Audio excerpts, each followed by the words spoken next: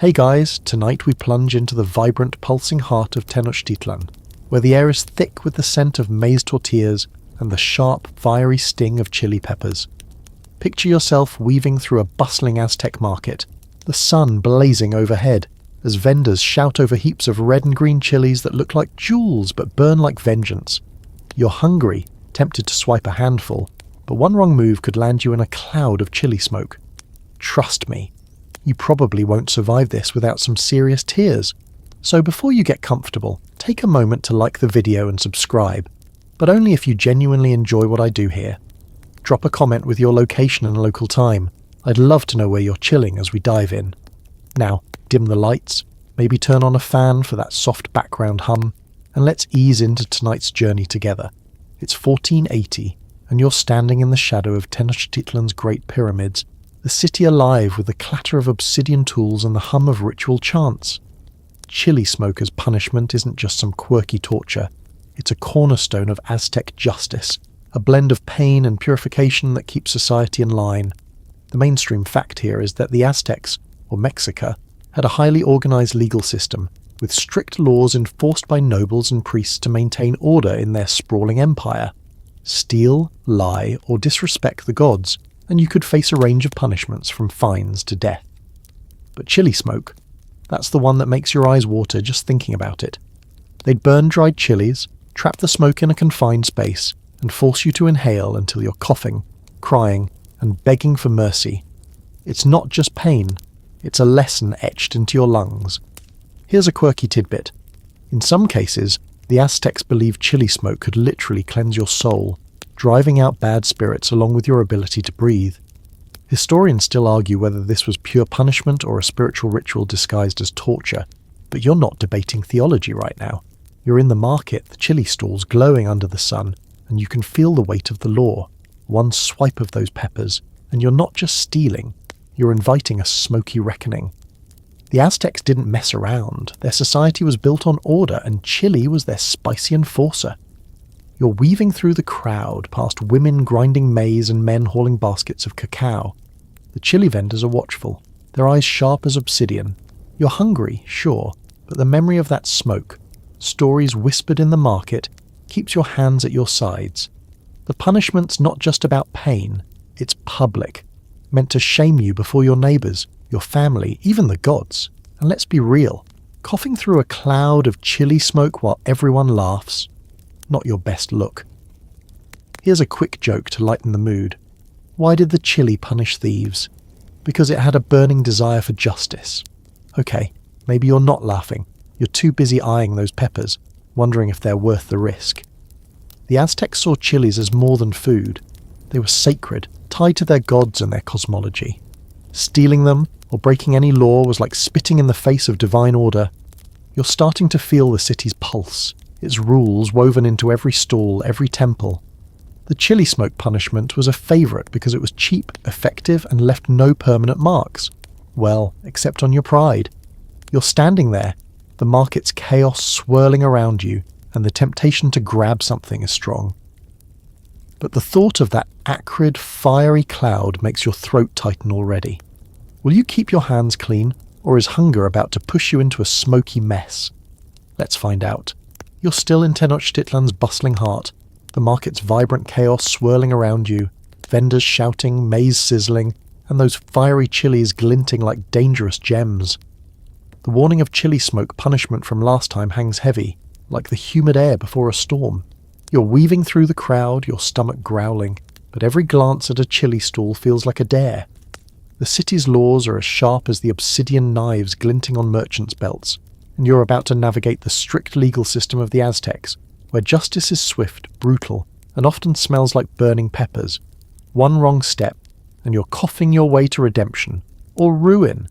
It's 1480, and you're standing near the Tlatelolco market, the largest in the Aztec world, where thousands barter under the watchful eyes of overseers. The mainstream fact here is that the Aztec legal system was highly structured, with courts led by nobles and judges called tecutli, who enforced laws on everything from theft to public drunkenness. Break a rule, say stealing a handful of chilies, and you'd face a range of punishments, from slavery to chili smoke torture, depending on the crime and your status. This wasn't a slap on the wrist society. Order was everything, and the law was carved into the city's stone as surely as the pyramids looming nearby. You're feeling the weight of it now, every vendor's stare a reminder that justice here doesn't blink. Here's a quirky tidbit. In some cases, Aztec judges would sentence minor offenders to have their hair shaved in public before the chili smoke hit, a humiliating mark of shame that screamed criminal louder than any sign.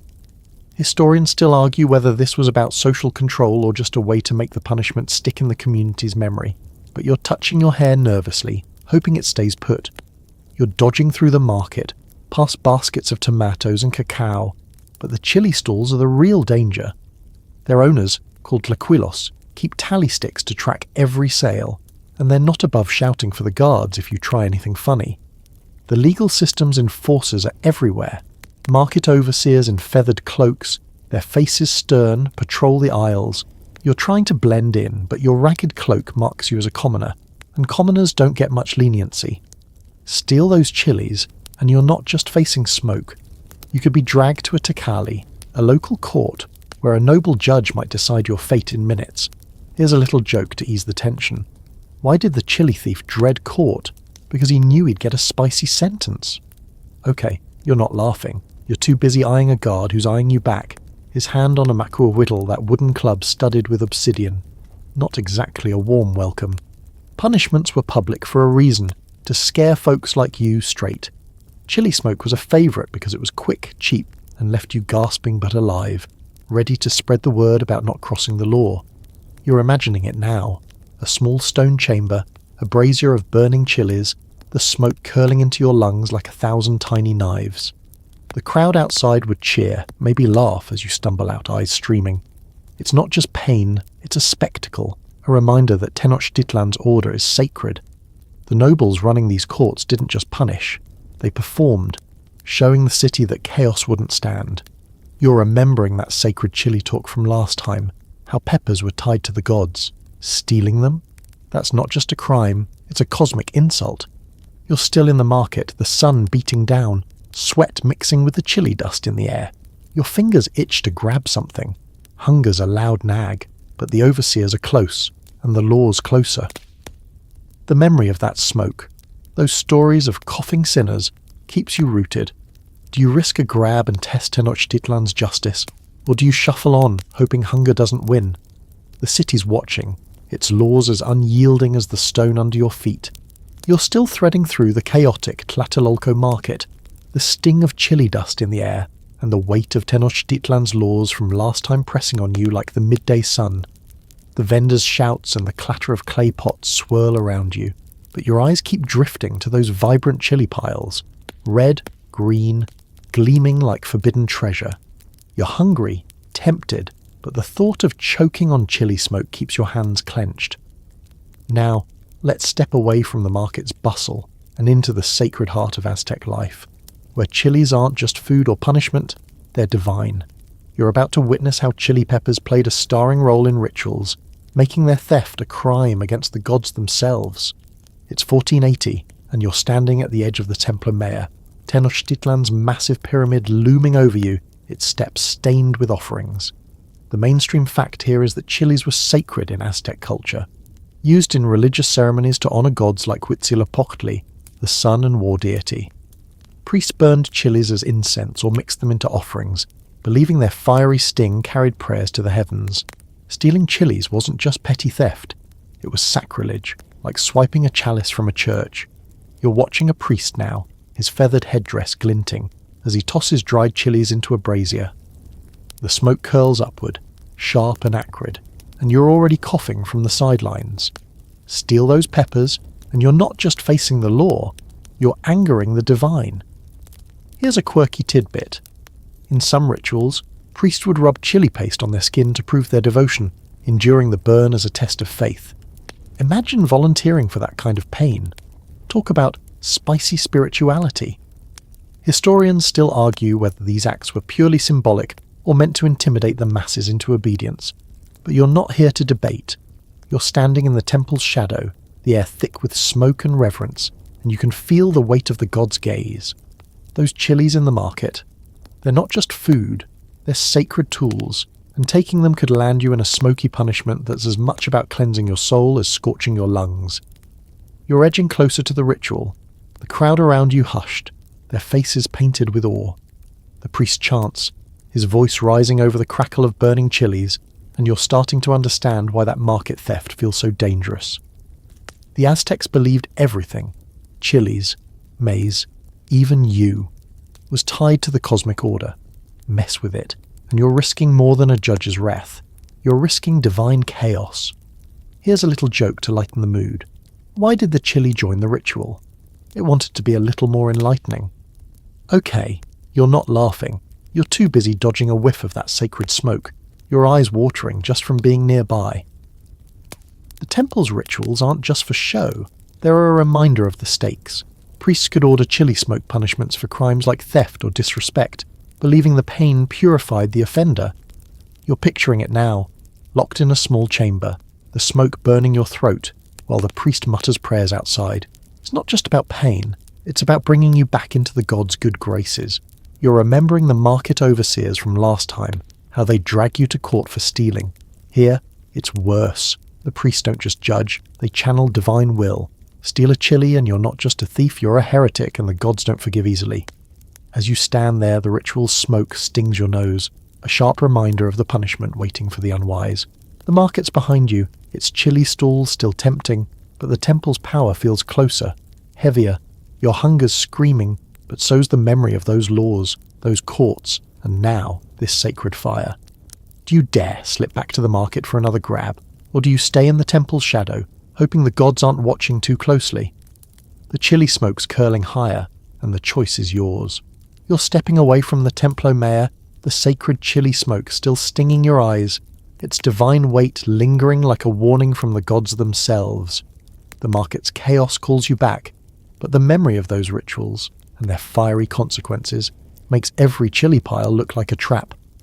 You're hungry, your fingers twitching, and the thought of snatching a pepper feels like tempting fate. Now let's say you gave in and stole one. You're caught, and the punishment's coming. Chili smoke, the Aztecs' favourite way to make you regret your choices. You're about to face the burning wrath of their justice, where the air itself becomes your judge and jury. It's 1480, and you're dragged to a small stone chamber just off the market square.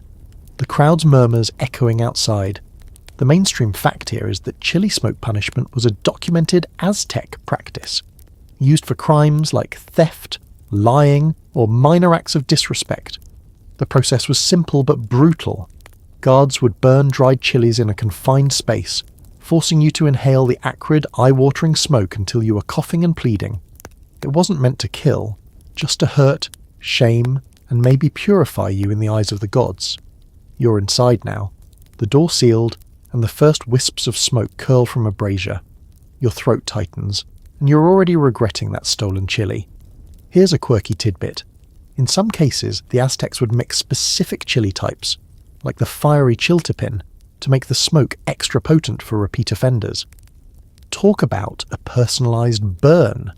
Historians still argue whether the choice of chili was symbolic, tied to specific gods, or just a practical way to dial up the pain. But you're not pondering that now. The smoke's thickening, stinging your eyes like a swarm of bees, and you're coughing so hard you can barely stand. The guards outside are probably smirking, knowing you're learning your lesson one painful breath at a time. You're clawing at the stone walls, the air growing hotter, heavier. The chili smoke's not just a punishment, it's a spectacle, designed to break you publicly. You can hear the crowd outside, some jeering, others whispering prayers, maybe hoping the gods approve of your suffering. You're remembering the sacred chili rituals from last time, how peppers were tied to divine order. Stealing them wasn't just a crime, it was a middle finger to the cosmos, and now you're paying for it. Here's a little joke to cut through the haze. Why did the chili smoke love its job? It always got a burning reaction. Okay, you're not laughing, your lungs are screaming, and every breath feels like swallowing fire. The punishment's not random. Aztec justice, as we saw in the courts, was about restoring balance. Chili smoke was perfect. It hurt like the underworld, left no scars, and let everyone see you stumble out red-eyed and humbled. You're gasping now, tears streaming, and the guards' voices filter through the smoke telling you to reflect on your sins. Reflect. You're just trying to breathe. The Aztecs believed this pain could cleanse you, realigning you with the god's will, but right now, it feels more like vengeance than salvation. You're thinking back to the market overseers, their sharp eyes, and how one slip led you here. Hunger's a lousy excuse when the smoke's this thick. As the punishment drags on, your knees buckle, and you're slumping against the wall, the chilies bite relentless. Outside, the crowd's starting to disperse. They've had their show. You're not sure how much longer you can take this, but the guards aren't opening the door yet. The memory of Tenochtitlan's laws, the temple's rituals, and now this smoky torture are piling up, each one a reminder, don't mess with the system. Will you stumble out of this chamber wiser, or just more desperate? The smoke's still curling, and your fate's still burning. You're stumbling out of that smoky stone chamber, eyes streaming, throat raw as if you've swallowed 1,000 tiny daggers. The chilly smoke punishment lingers in your lungs, a harsh reminder of the Aztec justice we explored last time. The crowd's jeers fade as you stagger back toward the Tlatelolco market, the sun glaring down on Tenochtitlan's bustling stalls. You're still coughing, but hunger's a stubborn beast, and those chili piles, red, green, taunting, are calling your name again. You're back in the market's chaos, where one wrong move could land you in trouble all over again. Let's say you're foolish enough to try stealing again, right under the noses of vendors and guards. You're about to learn how a quick grab in this marketplace can spiral into a fiery reckoning. It's 1480, and you're weaving through the market's maze past vendors hawking maize, feathers, and obsidian blades. The mainstream fact here is that Aztec markets like Tlatelolco were tightly controlled, with overseers called talaquilos patrolling to enforce laws against theft, fraud, or disorder. Stealing chilies, or anything else, could get you dragged before a judge faster than you can say, spicy. The market's the heart of the city, feeding thousands, and any disruption like your sticky fingers threatens the whole system. You're eyeing a stall now, its chilies stacked high, their colours popping against the woven mats, the vendors distracted haggling with a customer, and your hand twitches. Hunger's loud, but so's the memory of that smoke. Here's a quirky tidbit. Some market vendors tied chilies into tight bundles with coloured cords, not just for sale, but to make theft harder. Snag one, and the whole bundle might topple, alerting everyone. Historians still argue whether this was clever merchandising or a deliberate anti-theft trick, but you're not thinking about that. You're inching closer, heart pounding as the vendor turns away. One quick grab, and you could have a chili, or 10. But the market's alive with eyes. Overseers in feathered cloaks, fellow shoppers, even kids who'd snitch for a laugh. You're remembering the stone chamber, the burning air, and you hesitate. Is a pepper worth another round of that? The market's a sensory overload, maize sizzling, cacao beans clinking, and that sharp chili scent cutting through it all. You're dodging elbows, your ragged cloak brushing against a basket of tomatoes. The overseers are close, their obsidian-tipped clubs glinting. Steel now, and you're not just risking smoke. You could face slavery or worse, depending on the judge's mood. Here's a little joke to ease the tension. Why did the chili thief avoid the market? He didn't want to get grilled. Okay, you're not laughing. Your stomach's growling too loud and the vendor's turning back. You've got seconds to decide, grab and run or keep walking. If you steal, the consequences are swift. Let's say you snatch a chili and bolt. The vendor shouts, and suddenly, the market's a net closing around you. An overseer's on you in moments, his grip like iron. You're dragged through the crowd, their stares a mix of pity and scorn. The chili's still in your hand, evidence of your crime, and you're headed for another court, or straight to the smoke chamber we saw last time. The Aztecs didn't mess around. Their markets were sacred spaces tied to the gods and the economy. You're remembering the temple rituals, how chilies were divine offerings. Stealing them here isn't just theft. It's a slap to the cosmic order, and the punishment will burn. You're still at the stall, the chili's heat practically radiating. The vendor's eyes flick your way and you freeze. Hunger's screaming, but so's the memory of that smoke, the jeering crowd, the unyielding law. Do you risk it, hoping to outrun the overseers, or do you slink away, praying your empty stomach doesn't betray you again? The market's pulse is relentless, and Tenochtitlan's justice is waiting for you to slip. You're still in the heart of Tlatelolco's market, the chili stall's vibrant piles tempting you like a siren's call. but the sting of that smoky punishment from a couple sections back keeps your hands pinned to your sides. The market's chaos, vendors shouting, maze popping, and the ever-present chili dust in the air feels like a trap tightening around you. You didn't steal this time, but the hunger's still gnawing, and the memory of those overseers' sharp eyes follows you as you slip away from the stalls. Now, let's say you weren't so lucky, and you got caught with a stolen chili clutched in your hand. You're being dragged to a noble's court, where an Aztec lord will decide your fate, and the chili smoke is waiting to burn your regrets into your lungs. It's 1480, and you're shoved into a stone-walled Tecali, a local court in Tenochtitlan, the air thick with incense and the weight of judgment. The mainstream fact here is that Aztec nobles, known as pipiltin, served as judges in courts that handled crimes like theft, with swift verdicts meant to keep the empire's order intact. You're standing before one now, a stern-faced noble in a feathered cloak, his jade earrings glinting as he stares you down. Stealing a chili might seem small, but in this court, it's a breach of the social fabric, and the punishment, likely chili smoke, will make you wish you'd stuck to maize. Your knees are shaking, the stolen chili long confiscated, and the crowd outside murmurs like a storm brewing. Here's a quirky tidbit. Some noble judges would wear chili-shaped pendants during trials, a subtle flex of their authority, and a nod to the fiery justice they could dish out. Historians still argue whether these were symbolic or just intimidating fashion statements, but you're not pondering style, you're staring at the noble's pendant, a carved chili dangling at his chest, and it feels like a warning. The court's packed, merchants, priests, even a few curious kids peering through the doorway. You're the day's entertainment, and the noble's not here to coddle you. He leans forward, his voice cold. You stole from the market, from the god's bounty. What say you? You stammer something about hunger, your voice barely a whisper, but the noble's unimpressed. The Aztecs' legal system, as we saw in the market, didn't care much for excuses. You're remembering the sacred chili rituals from the temple, how peppers were tied to divine order.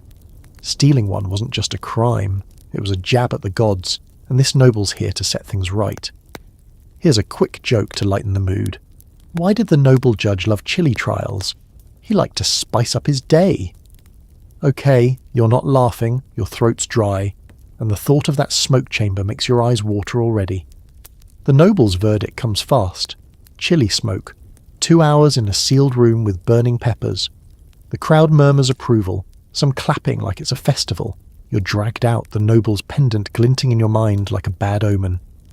The punishment's not just about pain, it's about shame, a public lesson to keep others in line. You're picturing the chamber from before, the acrid smoke curling into your lungs, and you're already coughing at the thought.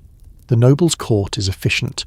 No long debates, no second chances. You're a commoner, and the system's built to remind you of your place. The chili you stole is worth more than your pride right now. As you're led away, the court's incense lingers in your nose, mixing with the distant scent of market chilies. The noble's voice echoes, "Let this cleanse you." Cleanse? It feels more like torture. You're remembering the market overseers, the temple's rituals, all part of this ironclad system. The crowd's watching, some pitying, others jeering. Do you endure the smoke and hope for redemption, or is this just the start of a deeper fall? The chamber's waiting, and the chili's bite is coming for you. You're stumbling away from the noble's court, the echo of his verdict, 2 hours of chili smoke, ringing in your ears like a bad omen. The streets of Tenochtitlan hum with life, but you're barely noticing the vendors' shouts, or the scent of maize as you're led toward that dreaded stone chamber. The memory of the market theft and the noble's cold stare from last time cling to you like damp cloth. Now, you're about to learn how priests, not just nobles, wielded chili smoke as a tool of spiritual discipline, turning your punishment into a sacred ordeal. You're not just facing pain, you're facing the gods themselves, and their judgment burns hotter than any pepper.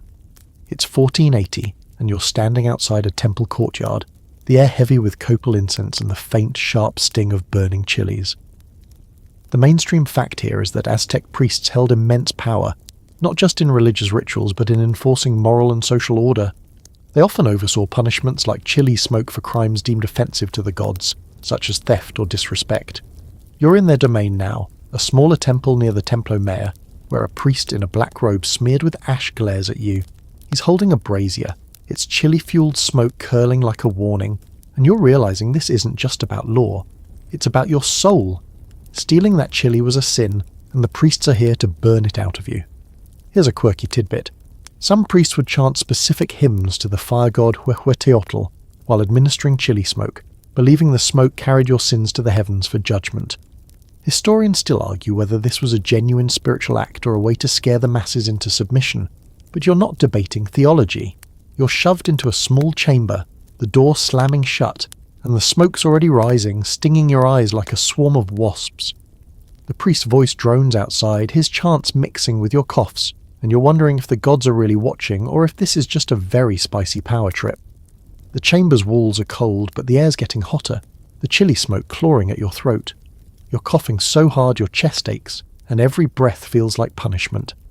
The priests see this as purification, your pain's a bridge to redemption, a way to appease the gods you insulted by stealing their sacred peppers. You're remembering those temple rituals from a few sections back, how chilies were offerings to deities like Huitzilopochtli. Taking one wasn't just theft, it was blasphemy, and now you're paying for it. Here's a little joke to cut the haze. Why did the priest love chili smoke? It was his hottest sermon. Okay, you're not laughing. Your eyes are streaming and the priest's chants aren't exactly soothing. This isn't just about pain, it's a public ritual.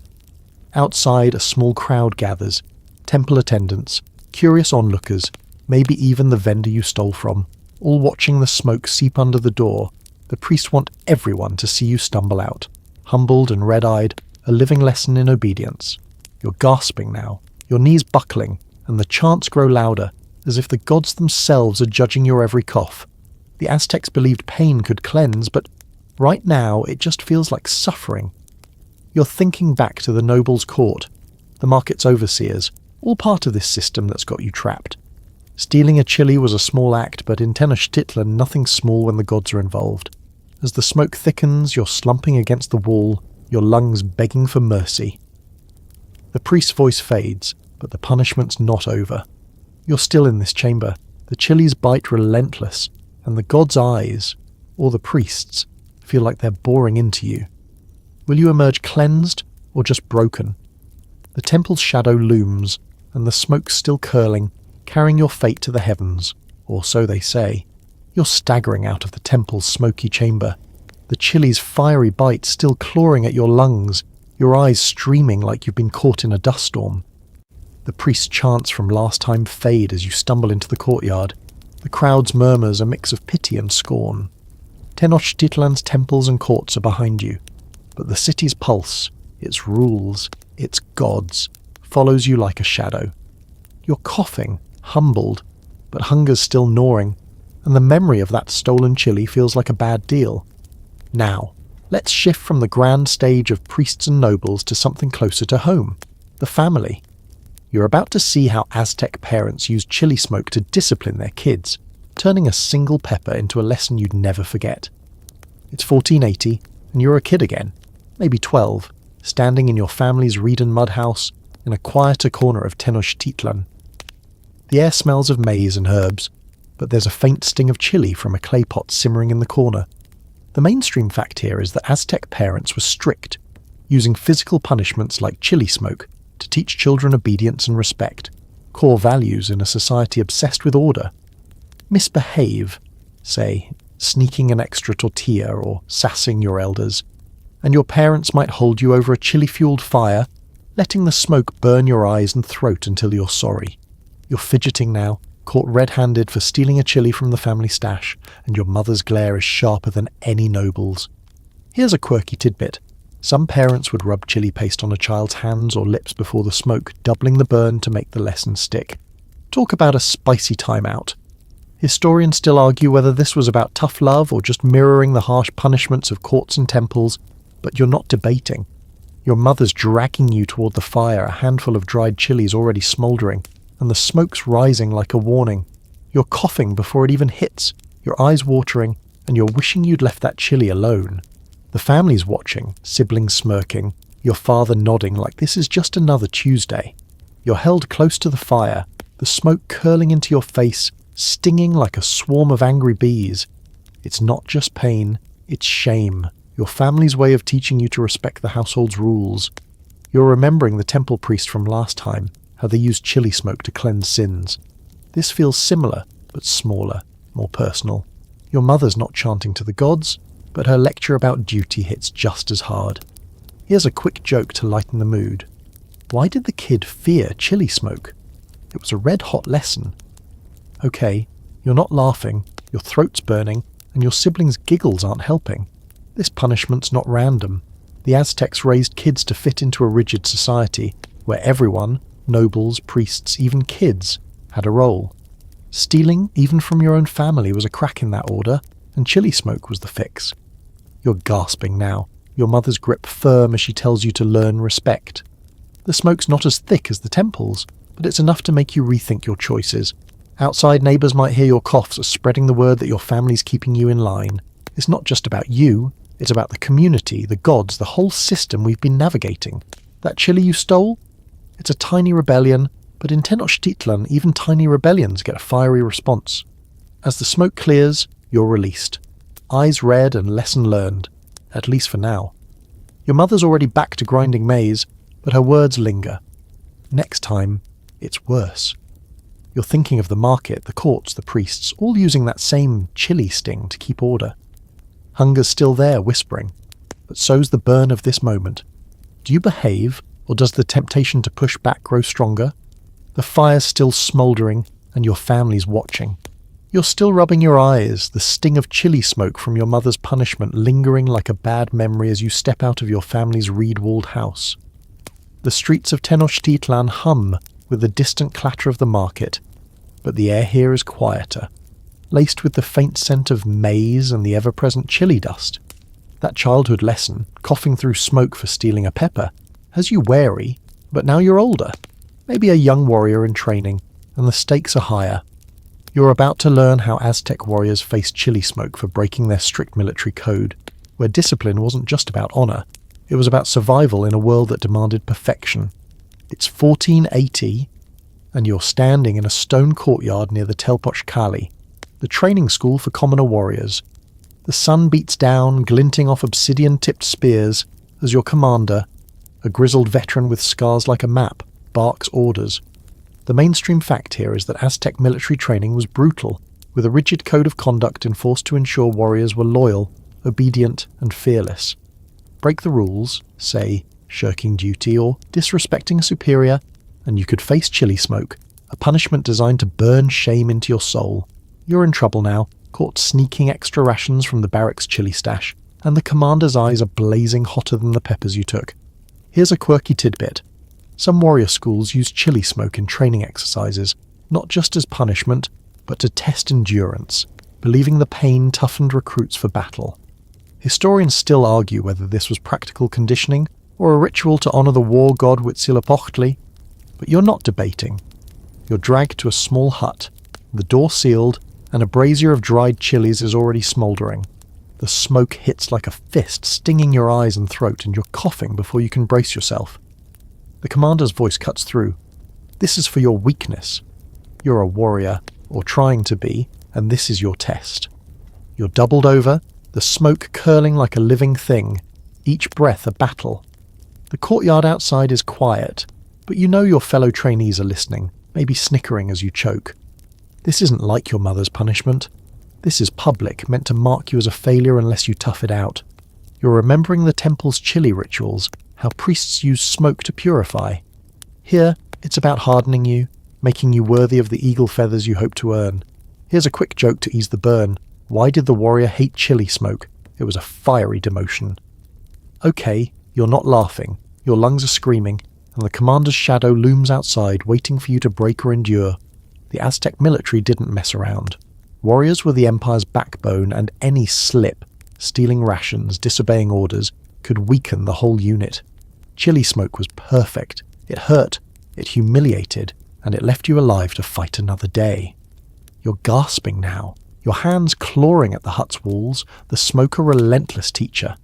The commander's not just punishing you, he's showing the others what happens when you step out of a line. You're thinking back to the noble's court, the market's overseers, all part of this system that demands obedience. Stealing those chilies was a small rebellion, but in the Telpoch-Kali, even small rebellions could cost you your place. As the smoke thickens, your knees buckle, but you force yourself to stand. The commander's voice rings again. Prove your strength. Outside, the other warriors are training, their shouts a reminder of the honor you're risking. The Chili's bite is merciless, but so's the Aztec world. Warriors, priests, even parents all use that same fiery sting to keep order. Will you stumble out of this hut stronger, or will the smoke mark you as unfit? The brazier's still burning and your fate's still in the air. You're stumbling out of the warrior's smoky hut, your lungs raw, eyes streaming as if you've been caught in a chili-fueled storm. The courtyard of the Telpoch Kali is quiet now, the other trainees' stares burning almost as much as the smoke you just endured. The commander's words, prove your strength, echo in your head, but you're still coughing, wondering if you're cut out for this warrior life. You're back in Tenochtitlan's bustling streets, the memory of that military punishment clinging like chili dust. Now, you're about to face another kind of chili smoke ordeal, this time in the public square, where the whole city gets to watch your shame. Stealing those peppers wasn't worth it, and this spectacle's about to make sure everyone knows it. It's 1480, and you're dragged to the heart of the city, a wide plaza near the Templo Mayor, where crowds gather under the shadow of towering pyramids. The mainstream fact here is that public punishments were a key part of Aztec justice, designed to deter others and reinforce social order. Chili smoke, especially for crimes like theft or public disrespect, was a favourite because it was visible, painful, and left you alive to spread the warning. You're standing now, hands bound, as a guard lights a brazier piled with dried chilies. The crowd, merchants, farmers, even kids, watches eagerly, their murmurs rising as the first curls of smoke drift upward. Your throat tightens before the punishment even starts. Here's a quirky tidbit. In some public punishments, the Aztecs would paint offenders' faces with bright dyes before the smoke, making you a colourful target for the crowd's jeers. Historians still argue whether this was to mark criminals for life, or just to heighten the spectacle, but you're not pondering that. You're shoved toward the brazier, the smoke already stinging your eyes, and a guard smears red dye across your cheeks. The crowd laughs, pointing, and you feel like a walking warning sign. The chili's heat is rising, and you're bracing for a public lesson you won't forget. The plaza's alive with noise, vendors pausing their sales, priests chanting softly, kids darting closer for a better look. You're remembering the warrior's punishment, how it was meant to toughen you. This is different. It's about shame, not strength. The smoke hits, sharp and suffocating, and you're coughing, tears mixing with the dye on your face. The crowd's jeers grow louder, some tossing insults, others just gawking. Here's a quick joke to cut through the haze. Why was the chili smoke so popular? It always drew a spicy crowd. Okay, you're not laughing. Your lungs are burning and every breath feels like swallowing embers. The guards stand back, letting the smoke do its work, their faces blank but satisfied. This public shaming isn't just about you, it's a message to everyone watching. Steal, disrupt, or defy. And this is what you get. A choking, humiliating show in front of your neighbours. You're thinking back to the noble's court, the priest's chants, even your mother's fiery discipline, all using chili smoke to keep Tenochtitlan's order intact. The crowd's part of it too, their laughter reinforcing the system. You're gasping now, the smoke curling thicker, and you can barely see the pyramids through your tears. The dye on your face feels like a brand, marking you as the thief who dared touch the god's peppers. You're not just fighting for air, you're fighting to keep your dignity. As the punishment drags on, your knees buckle, but the guards prop you up, making sure the crowd gets the full show. The chili smoke's relentless, a reminder of the market theft that started this mess. The plaza's alive, but you're fading, your strength sapped by pain and shame. Will you stumble out of this spectacle humbled, or will the crowd's laughter push you to defy again? The brazier's still burning, the crowd still watching, and Tenochtitlan's justice is far from done with you. You're staggering away from the public plaza, the chili smoke sting still searing your lungs, the crowd's jeers echoing like a bad song stuck in your head. The red dye on your face, smeared from that public shaming, marks you as the thief who dared swipe a chili, and Tenochtitlan's streets feel less forgiving now. The pyramids loom in the distance, their stone faces as unyielding as the justice you just endured. You're trying to shake off the humiliation, but the city's pulse, its markets, courts and temples, keeps reminding you. Chilies aren't just food here, they're power, woven into the very fabric of Aztec life. You're about to dive into the deep cultural significance of chilies, where their fiery bite shapes everything from rituals to punishments, and your little theft feels like a bigger crime than ever. It's 1480, and you're slinking through a quieter corner of Tenochtitlan, the air heavy with the scent of maize and the faint, ever-present chili dust. The mainstream fact here is that chilies were a cornerstone of Aztec culture, far beyond their culinary use. They were sacred offerings to gods like Huitzilopochtli and Tlaloc, symbols of strength, sacrifice and divine favour. Stealing them, as you did, wasn't just taking food. It was disrupting a cosmic balance, a slap to the gods and the community that revered them. You're passing a small shrine now, its altar adorned with dried chilies, their vibrant reds and greens glowing like sacred jewels. The weight of your crime feels heavier, like the humid air pressing on your shoulders. Here's a quirky tidbit. Some Aztecs believed chilies could ward off evil spirits, hanging strings of them over doorways like spicy talismans. Historians still argue whether this was pure superstition or a way to sanctify everyday life, but you're eyeing those chili strings on a nearby house, wondering if they're guarding more than just spirits. Your theft feels like you've stirred something bigger, something the gods might notice. You're still coughing from the smoke, your face sticky with dye, and the shrine's chili offerings are a reminder. In Tenochtitlan, peppers are power, and power doesn't forgive easily. You're weaving through the streets, past women grinding maize and men carving obsidian, the city's rhythm unbroken despite your shame. Chilies were everywhere, mixed into warriors' rations for strength, burned in temples for divine favour, even used in healing rituals to burn out illness. Your stolen chili wasn't just a snack, it was a piece of this intricate web. Here's a quick joke to lighten the mood. Why were chilies so respected? They always brought the heat to any ritual. Okay, you're not laughing, your throat's still raw, and the shrine's chili pile feels like it's judging you. The Aztecs saw chilies as a gift from the gods, their fire a mirror of divine energy. Stealing one? That's like pocketing a piece of the sun. This cultural reverence made chili punishments, like the smoke you just endured, more than torture. They were symbolic, tying your pain to the god's will, as we saw in the temple and warrior punishments.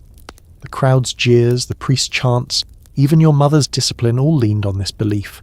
Chilies could punish, purify, and protect.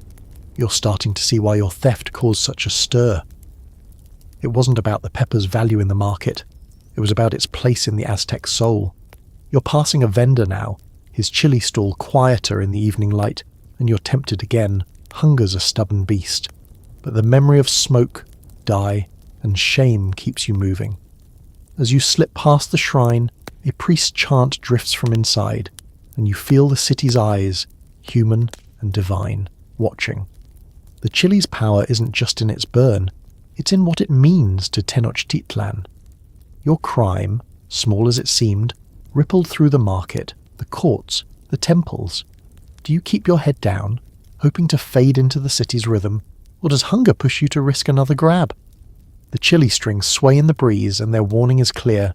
You're still weaving through Tenochtitlan's quieter streets, the shrine's chili offerings and their sacred weight from last time lingering in your mind like a warning carved in stone.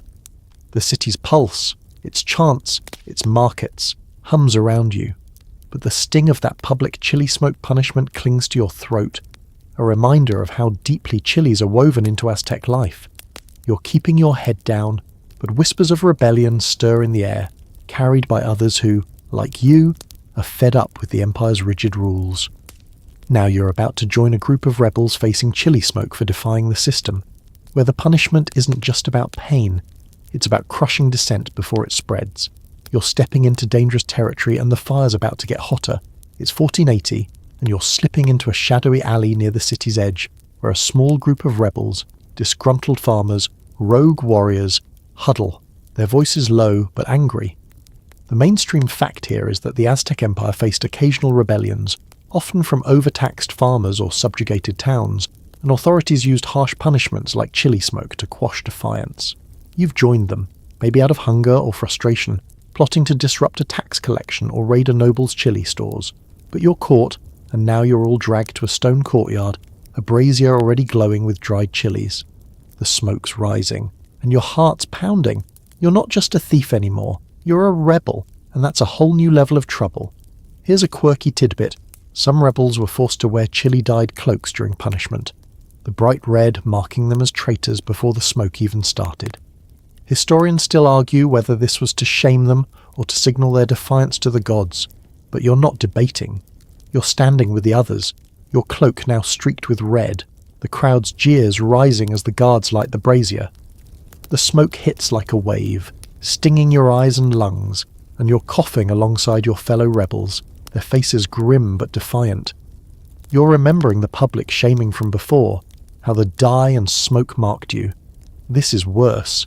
Rebellion threatens the empire, and the punishment's meant to break you. The courtyard's packed, nobles and priests watching from a distance. Their feathered cloaks a stark contrast to your ragged group. The chili smoke's thicker than before, each breath a battle, and the crowd's shouts feel like a second punishment. You're thinking back to the temple rituals, how chilies were sacred, and now they're weapons against your defiance. Here's a quick joke to cut the tension. Why did the rebels hate chili smoke?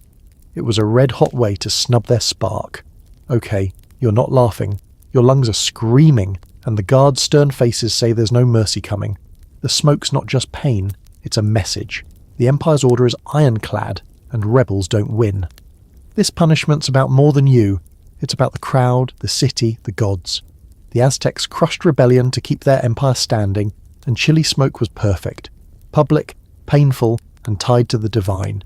You're gasping now, your knees buckling, but the rebels beside you stand tall, some muttering curses through their coughs. You're remembering the noble's court, the priest's chants, all part of this system that uses chilies to control. Stealing was bad enough, but plotting against the empire, that's a crime the gods themselves judge. The smoke curls higher, and you're wondering if defiance was worth it, or if you've just burned your last chance. As the punishment drags on, the crowd's jeers soften, some drifting away, their point made. You're still choking, the chili's bite relentless, but the rebels' eyes hold a flicker of resistance. You're part of something bigger now, but the cost is heavy: smoke, shame, and the Empire's wrath. Will you emerge broken, or will the fire in your chest fuel another stand? The brazier's still burning, and Tenochtitlan's watching.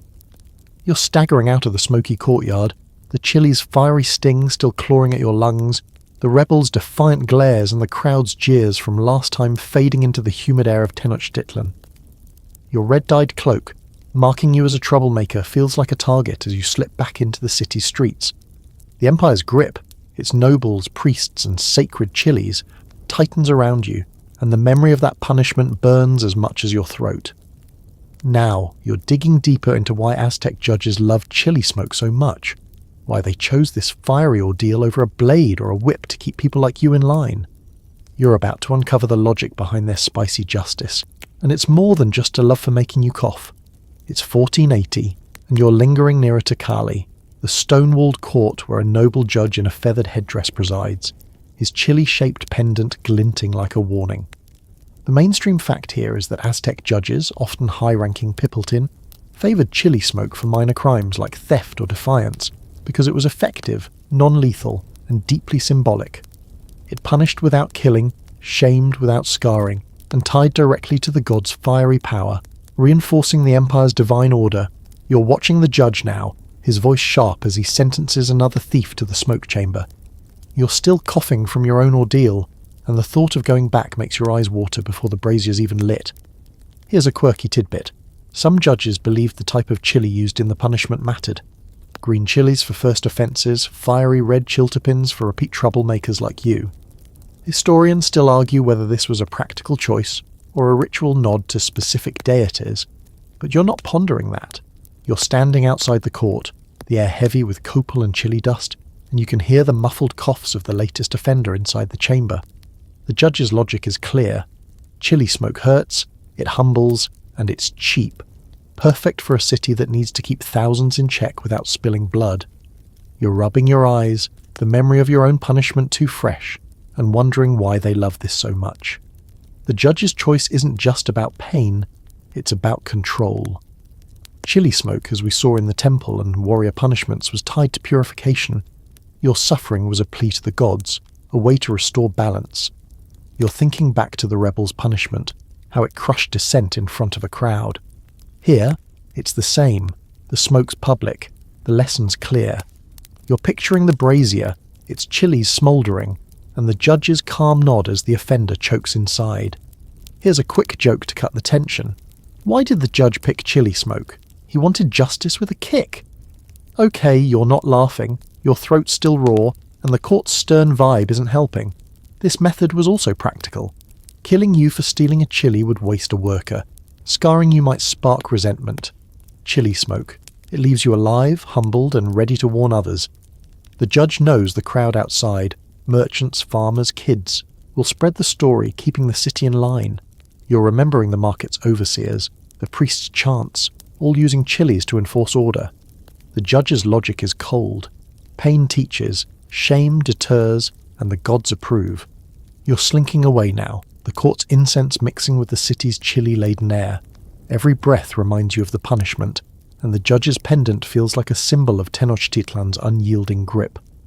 As you move through the streets, the court's shadow looms. The chili smoke's not just a punishment, it's a tool, a message, a divine act. You're still hungry, still tempted, but the judge's logic is sinking in. One wrong move, and you're back in that chamber. Do you keep your head down, or does defiance still simmer? The city's watching, and the brazier's always ready. You're slinking away from the Takali court, the noble judge's chili-shaped pendant and his cold logic still burning in your mind, as sharp as the smoky punishment you endured earlier. Tenochtitlan's streets hum around you, vendors shouting, the scent of maize and chili dust hanging heavy, but the weight of the Empire's justice feels heavier. You're still coughing faintly, your eyes stinging from memory alone, and every chili stall you pass seems to mock your hunger. Now, you're about to face the chili smoke ordeal head-on, not as a rebel or a kid, but as a lone offender struggling to survive it. This is you against the smoke, fighting to endure a punishment that's as much about your spirit as your lungs. Get ready. It's going to burn. It's 1480, and you're shoved into a stone chamber just off the market square. The door slamming shut with a thud that echoes in your chest. The mainstream fact here is that chili smoke punishments were carefully controlled in Aztec society, designed to maximize pain and shame without causing permanent harm. The guards light a brazier piled with dried chilies, red ones, the fiery kind reserved for repeat offenders like you. The smoke curls upward, thick and acrid, and within seconds it's clawing at your eyes and throat. You're coughing, gasping, your hands scrabbling at the smooth stone walls as the heat builds. This isn't just punishment, it's a test of endurance, and the gods are watching, or so the priests say. Here's a quirky tidbit. Some chambers had tiny carvings of chili peppers etched into the walls, supposedly to remind you of the gods' judgment while you choked. Historians still argue whether these were spiritual symbols or just a cruel taunt, but you're not studying art right now. The smoke's so thick you can barely see, and every breath feels like swallowing a live ember. You're thinking back to the judge's logic from last time, how chili smoke was cheap, effective, and tied to divine order. Right now, it just feels like torture, and you're wondering if you'll ever breathe clean air again. The guards outside are silent, but you can imagine their smirks. Your knees buckle, but you force yourself to stand, determined not to break. The chili smoke's relentless, stinging your eyes until tears stream down your face, mixing with the sweat and dirt. You're remembering the public shaming, the rebels' defiance, even your mother's discipline, all using this same fiery tool to keep you in line. Here's a quick joke to cut through the haze. Why did the chili smoke never quit? It loved a smouldering performance. Okay, you're not laughing, your lungs are screaming, and every cough feels like a surrender. The Aztecs believed this pain could purify, realigning you with the gods, but right now it's just you and the smoke, locked in a battle you didn't choose. The chamber's air grows hotter, the chili's bite sinking deeper.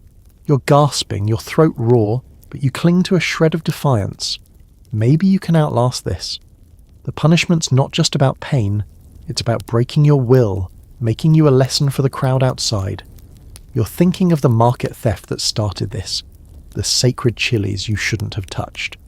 The Empire's system, nobles, priests, even parents, uses this smoke to enforce order, and you're caught in its grip. Your eyes burn, your chest heaves, but you're still standing, barely. The door's still shut and the brazier's still burning. Will you emerge from this ordeal humbled, or will the fire in your chest spark something else? The smoke's curling, and your fate's still hanging. You're stumbling out of the chili smoke chamber, your lungs scorched, eyes streaming as if you've been caught in a fiery tempest. The stone door slams behind you, and the jeering crowd from earlier disperses into Tenochtitlan's bustling streets, their laughter fading like a cruel echo. The city's pulse, its markets, temples, and unyielding laws still throbs around you, but the ordeal you just survived feels like a brand on your soul. You're rubbing your face, still raw from the smoke and the memory of every chili-driven punishment, market, court, temple, even home, clings like ash. Now, you're pausing to reflect on the legacy of these spicy punishments, how they shaped Aztec society and left a mark that lingers beyond the empire's fall. Let's step back and see why chili smoke wasn't just a punishment, but a fiery thread in Tenochtitlan's story. It's 1480, and you're standing in a quiet corner of the city, the Templo Mayor's shadow stretching long as the sun dips low. The mainstream fact here is that chili smoke punishments were a hallmark of Aztec justice, used from the 14th to 16th centuries to enforce social and divine order across their empire. They weren't just about pain. They reinforced the hierarchy from nobles to commoners, ensuring everyone knew their place. You're catching your breath now, the sting of smoke fading, but you can still feel the weight of those laws. Chili punishments, whether in courts or homes, kept Tenochtitlan's complex society running, a spicy reminder that defiance came at a cost. Even as the Spanish arrived decades later, these practices lingered in memory, shaping how the world saw Aztec discipline. Here's a quirky tidbit. Some colonial chroniclers, like Bernardino de Sahagún, noted that chili smoke was so iconic that even early Spanish settlers adopted it for minor punishments, blending it with their own methods. Historians still argue whether this was cultural borrowing, or just the practical appeal of a cheap, effective deterrent, but you're not surprised. You're standing by a market stall, its chili's gleaming, and you can see why that fiery sting stuck around. It works. You're remembering every ordeal, the market theft, the noble's verdict, the priest's chants, even your mother's discipline. Chili smoke wasn't just punishment, it was a cultural cornerstone, tying pain to piety, shame to order. You're weaving through the streets now, the city's rhythm softer in the evening light, vendors packing up, priests chanting in the distance. The legacy of chili smoke is everywhere, in the fear it instilled, the stories it spawned, the way it made chilies more than food.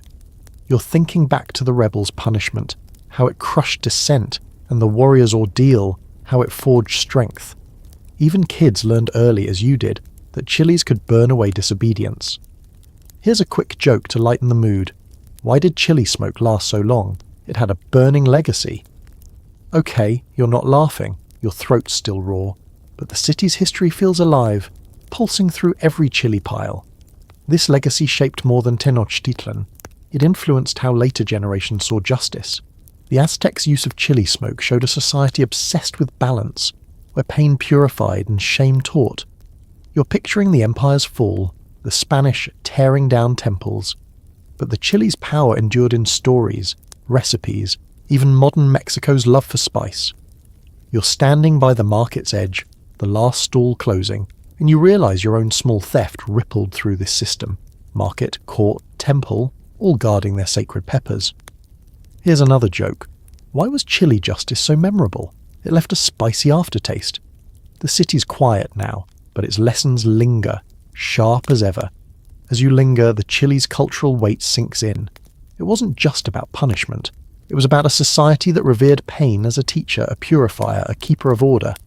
You're wiser now, or maybe just wearier, your hunger tempered by the burn of experience. Here's a final joke. What did the chili say to history? I'm still hot. You're almost smiling, but the city's watching, its legacy etched in every fiery bite. Now, let's slow down. Let the city's hum fade like a distant drum. You're standing under the stars, Tenochtitlan's stone and smoke softening into memory. The chili's sting, The crowd's jeers, the gods' gaze. They're slipping away, leaving only the quiet rhythm of your breath. You're safe now. No braziers burning, no judges waiting. The Aztecs' world, with its fiery justice, was harsh but purposeful, weaving pain into order, spice into spirit. Feel the tension ease, your shoulders relax, the night wrapping you like a soft cloak. Those chilies, once your torment, are just a story now, a whisper of a time when fire taught lessons. Drift into the calm, let the city's pulse become a lullaby, and rest. You've survived the smoke, and the stars are gentle tonight. Now we will start on forbidden romance in ancient Mali's royal courts. So you find yourself standing on the periphery of Niani, the capital of the Mali Empire around the 14th century. The sheer scale of it, even from a distance, is breathtaking. This isn't some dusty desert outpost. This is the nerve centre of an empire that stretched for thousands of miles, controlling vast trade routes and accumulating legendary wealth. The very earth beneath your feet feels rich with history, a place where gold dust was so plentiful it almost seemed to grow from the ground. The structures around you are a marvel of architectural ingenuity, built from mud and wood, yet reaching skyward with a quiet grandeur. You can almost feel the dry heat of the savannah on your skin, the fine dust of the Sahel sifting through your hair, and the distant, vibrant sounds of a thriving civilization. The Mali Empire, a mainstream historical fact, was one of the largest and wealthiest empires in African history, particularly renowned for its control over the trans-Saharan gold and salt trade. Its rulers, known as Mansus, were figures of immense power and prestige, their wealth so legendary that tales of their opulence reached distant Europe and the Middle East. Imagine a king so rich that when he travelled, he brought so much gold with him that he actually depressed the market value of gold for years in the cities he visited. That was Mansa Musa, a truly iconic figure, whose pilgrimage to Mecca in the 14th century became the stuff of legend. You might see a caravan laden with sparkling gold and precious goods, trundling through the gates of the city guarded by fierce warriors, their armour gleaming in the sun. But beyond the glittering wealth and impressive architecture, Niani's heart beat with a complex, rigid social hierarchy. This wasn't a place of casual acquaintances. Every person had a defined role, a precise place within the grand tapestry of the empire. From the lowliest farmer tilling the fields to the most powerful Mansa seated on his throne, life was dictated by tradition, lineage, and unspoken rules. You quickly understand that personal desires often took a backseat to communal obligations and the preservation of order.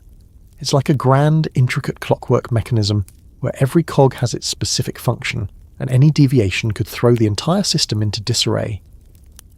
As you draw closer to the royal precinct, the air changes. It becomes more rarefied, hushed, punctuated by the soft strumming of a kora or the gentle whisper of silk. The common bustle of the market fades, replaced by the guarded movements of courtiers and servants.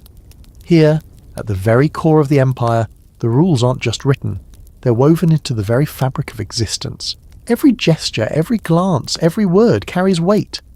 A quirky tidbit. It was customary for visitors to the Mansa to approach him on their hands and knees, sprinkling dust on their heads as a sign of ultimate deference. Talk about a dramatic entrance, right? Historians still argue whether the extreme displays of deference around the Mansa were truly about divine kingship or a practical means to maintain control over a vast and diverse empire. This strict code of conduct extends to everything, especially something as volatile and unpredictable as love. As you move closer to the Mansa's court, the pervasive sense of his authority becomes almost palpable. The Sultan's gaze, as it were, dictates everything here. You can practically feel the weight of his decisions settling over the entire kingdom, from the grandest military campaign to the most intimate details of court life. This isn't just a king. This is a near-divine figure, believed to hold the mandate of heaven, or in this case, the blessings of Allah and the ancient spirits. His power is absolute, unyielding, and woven into the very fabric of the Malian worldview. Imagine the throne room, vast and echoing, perhaps adorned with rich textiles woven with gold thread, imported from distant lands. The air is heavy with the scent of frankincense and the quiet rustle of silk. The Mansa sits, elevated on a dais, perhaps beneath an enormous ceremonial umbrella. its intricate patterns reflecting the empire's prestige. His expression is often impassive, his eyes, however, miss nothing. Every courtier, every servant, every visitor moves with a practiced deference, acutely aware that one wrong step, one misplaced word, could have severe consequences. It's like being in the world's most intense, high-stakes staring contest, and you definitely don't want to blink first. This absolute power extends unequivocally to matters of the heart and lineage. For the Mansa, and indeed for the entire royal family, marriage is not a personal choice. It is a political instrument, a tool for forging alliances, consolidating power, and maintaining the purity of the royal bloodline. Every potential union is meticulously scrutinized, weighed against the needs of the empire and discussed in hushed tones by advisors and elders. A royal marriage is less about "I do," and more about "we shall expand our influence by marrying X's daughter to Y's son." It's certainly not the stuff of romantic poetry. The idea of marrying for love, especially for those within the immediate royal circle, is almost unthinkable. Personal affections are secondary to the larger imperial agenda.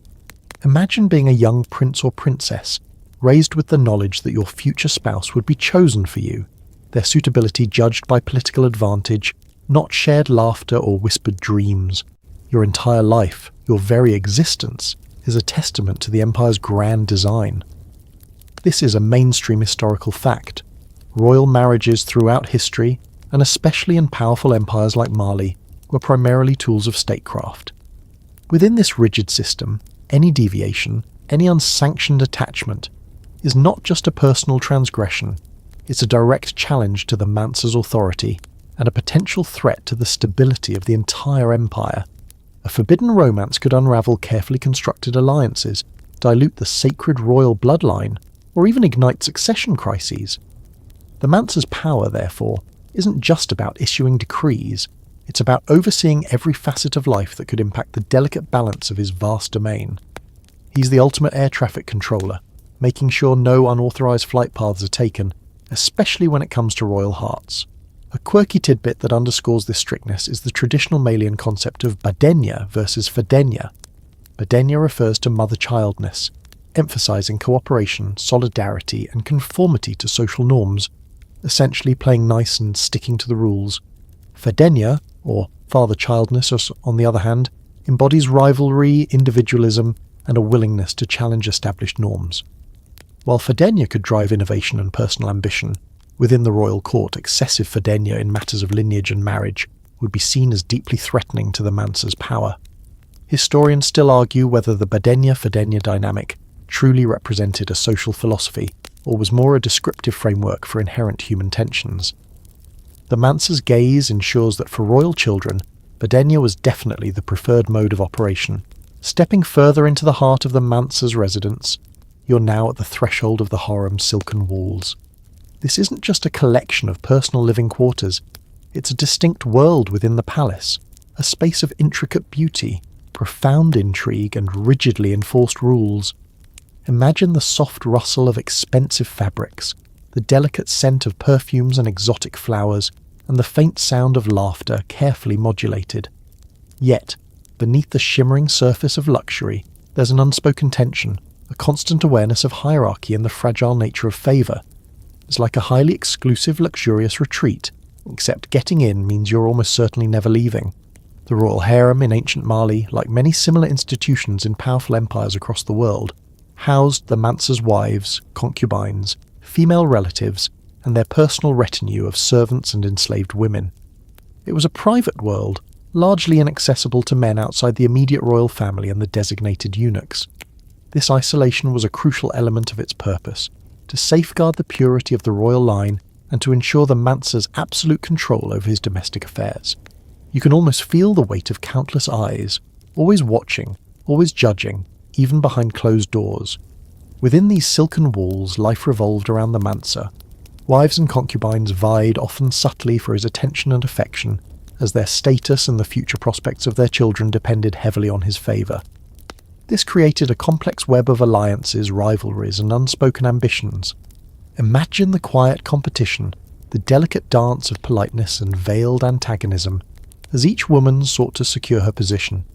It's less like a reality TV show and more like a high-stakes chess match played with smiles and sweet words. The physical design of the harem would reflect its purpose. Courtyards, perhaps with flowing water and shady trees, provided respite, while individual chambers offered varying degrees of privacy and luxury, depending on the inhabitant's rank.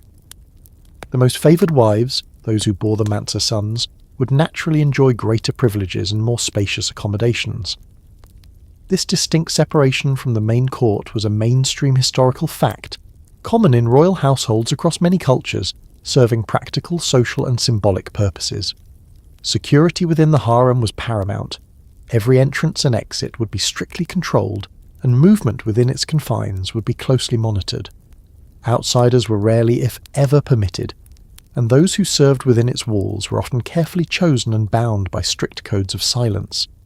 This absolute control over access meant that any form of forbidden romance originating from within the harem's confines would be incredibly dangerous, a betrayal of the highest order. The risk of discovery would be immense, and the consequences devastating. A quirky tidbit that highlights the meticulous nature of royal management is that even the preparation of food for the Mansa often involved numerous checks, not just for quality, but for any signs of tampering, reflecting the constant vigilance required within the palace walls. This same level of scrutiny extended to all aspects of the Mansa's private life, including the relationships within his harem. Historians still argue whether the extreme security measures within royal harems were primarily to prevent illicit relationships or to protect against political intrigue and assassination attempts. Either way, the message was clear. This was a space of absolute control. Beyond the silken walls of the harem, one concept reigned supreme in the Malian royal court: the absolute sanctity of royal bloodlines. You quickly grasp that lineage here isn't just about family trees. It's the very foundation of power, legitimacy, and divine right. Imagine a society where your ancestry isn't just a matter of pride, but the sole determinant of whether you can rule, own land, or even be considered fully human in the highest echelons of society. It's like a medieval version of a VIP pass, except it's inherited at birth and carries the weight of an entire empire. The preservation of sacred purity within the royal line was not just a preference, it was an obsession. The Mansa's authority was believed to be divinely sanctioned, passed down through an unbroken chain of pure royal descent. Any perceived dilution or contamination of this bloodline, particularly through unsanctioned unions or children born outside of accepted marriages, could ignite devastating succession crises and undermine the very spiritual and political foundations of the empire. This is a mainstream historical fact. The concept of sacred kingship and pure bloodlines was crucial to maintaining power in many ancient and medieval empires, from Egypt to China. This meticulous focus on lineage meant that alliances were carefully constructed, and marriages were strategic maneuvers on a grand imperial chessboard. A royal prince or princess was not just an individual. They were a living embodiment of the empire's future, a vessel for the continuation of its power. Their personal feelings, their affections, their very desires were utterly secondary to the demands of dynastic continuity. You can almost feel the invisible chains of expectation binding every royal child from birth. It's a bit like being born into a very fancy, very gilded cage, where every potential partner has already been pre-approved for their strategic value. The consequences of breaching this sacred purity were severe, not just for the individuals involved, but for the entire family. A child born of a forbidden union might be disinherited, denied any claim to royal status, or even worse, hidden away or quietly disposed of to prevent scandal. The parent involved, especially a royal, would face immense disgrace, loss of status, and potentially exile or death. The very thought of such a breach sent shivers through the court, a silent alarm bell signalling potential disaster. A quirky tidbit related to this is the role of the griots. We'll dive deeper into them later, don't worry, in maintaining these genealogies. They were not just storytellers, they were the living archives of the empire, memorizing vast family trees and histories with incredible accuracy. Their knowledge was critical for verifying claims of royal descent, making them unwitting gatekeepers of bloodline purity. Imagine having a human Google search for your entire family history, but if they find a forbidden branch, your whole life could be upended. Historians still argue whether the griots' role in preserving royal lineage was purely historical, or also involved a degree of selective memory and strategic omission to bolster current rulers' claims. The constant vigilance surrounding royal bloodlines permeated every aspect of court life. It created an environment where secrecy thrived, where whispers carried immense power, and where the slightest deviation from the expected path could unravel generations of careful planning. For those within the royal court, especially those entangled in forbidden desires, the sanctity of the bloodline wasn't an abstract concept. It was a looming, inescapable threat, a silent judge over every beat of their rebellious hearts. Emerging from the weight of royal bloodlines, your path through the Mali court would inevitably bring you face to face with the ubiquitous and enigmatic presence of the court eunuchs. These weren't just servants, they were indispensable guardians, their unique status affording them unparalleled access and trust within the most intimate and secretive spaces of the palace. Imagine being in a position of immense power and proximity to royalty, yet entirely without a lineage of your own. It's a fascinating, complex role, wouldn't you agree? Eunuchs, castrated males, held significant roles in many royal courts across history, from ancient China to the Ottoman Empire, and the Mali Empire was no exception. Their physical state was seen to eliminate the threat of siring illegitimate children within the harem, thus ensuring the purity of the royal bloodline, a point we just covered. Remember that sacred purity. This made them uniquely suited for positions of extreme trust, particularly within the Mansa's private quarters and the inner sanctum of the harem. They were, in essence, the ultimate gatekeepers, the silent sentinels guarding the most vulnerable secrets of the dynasty.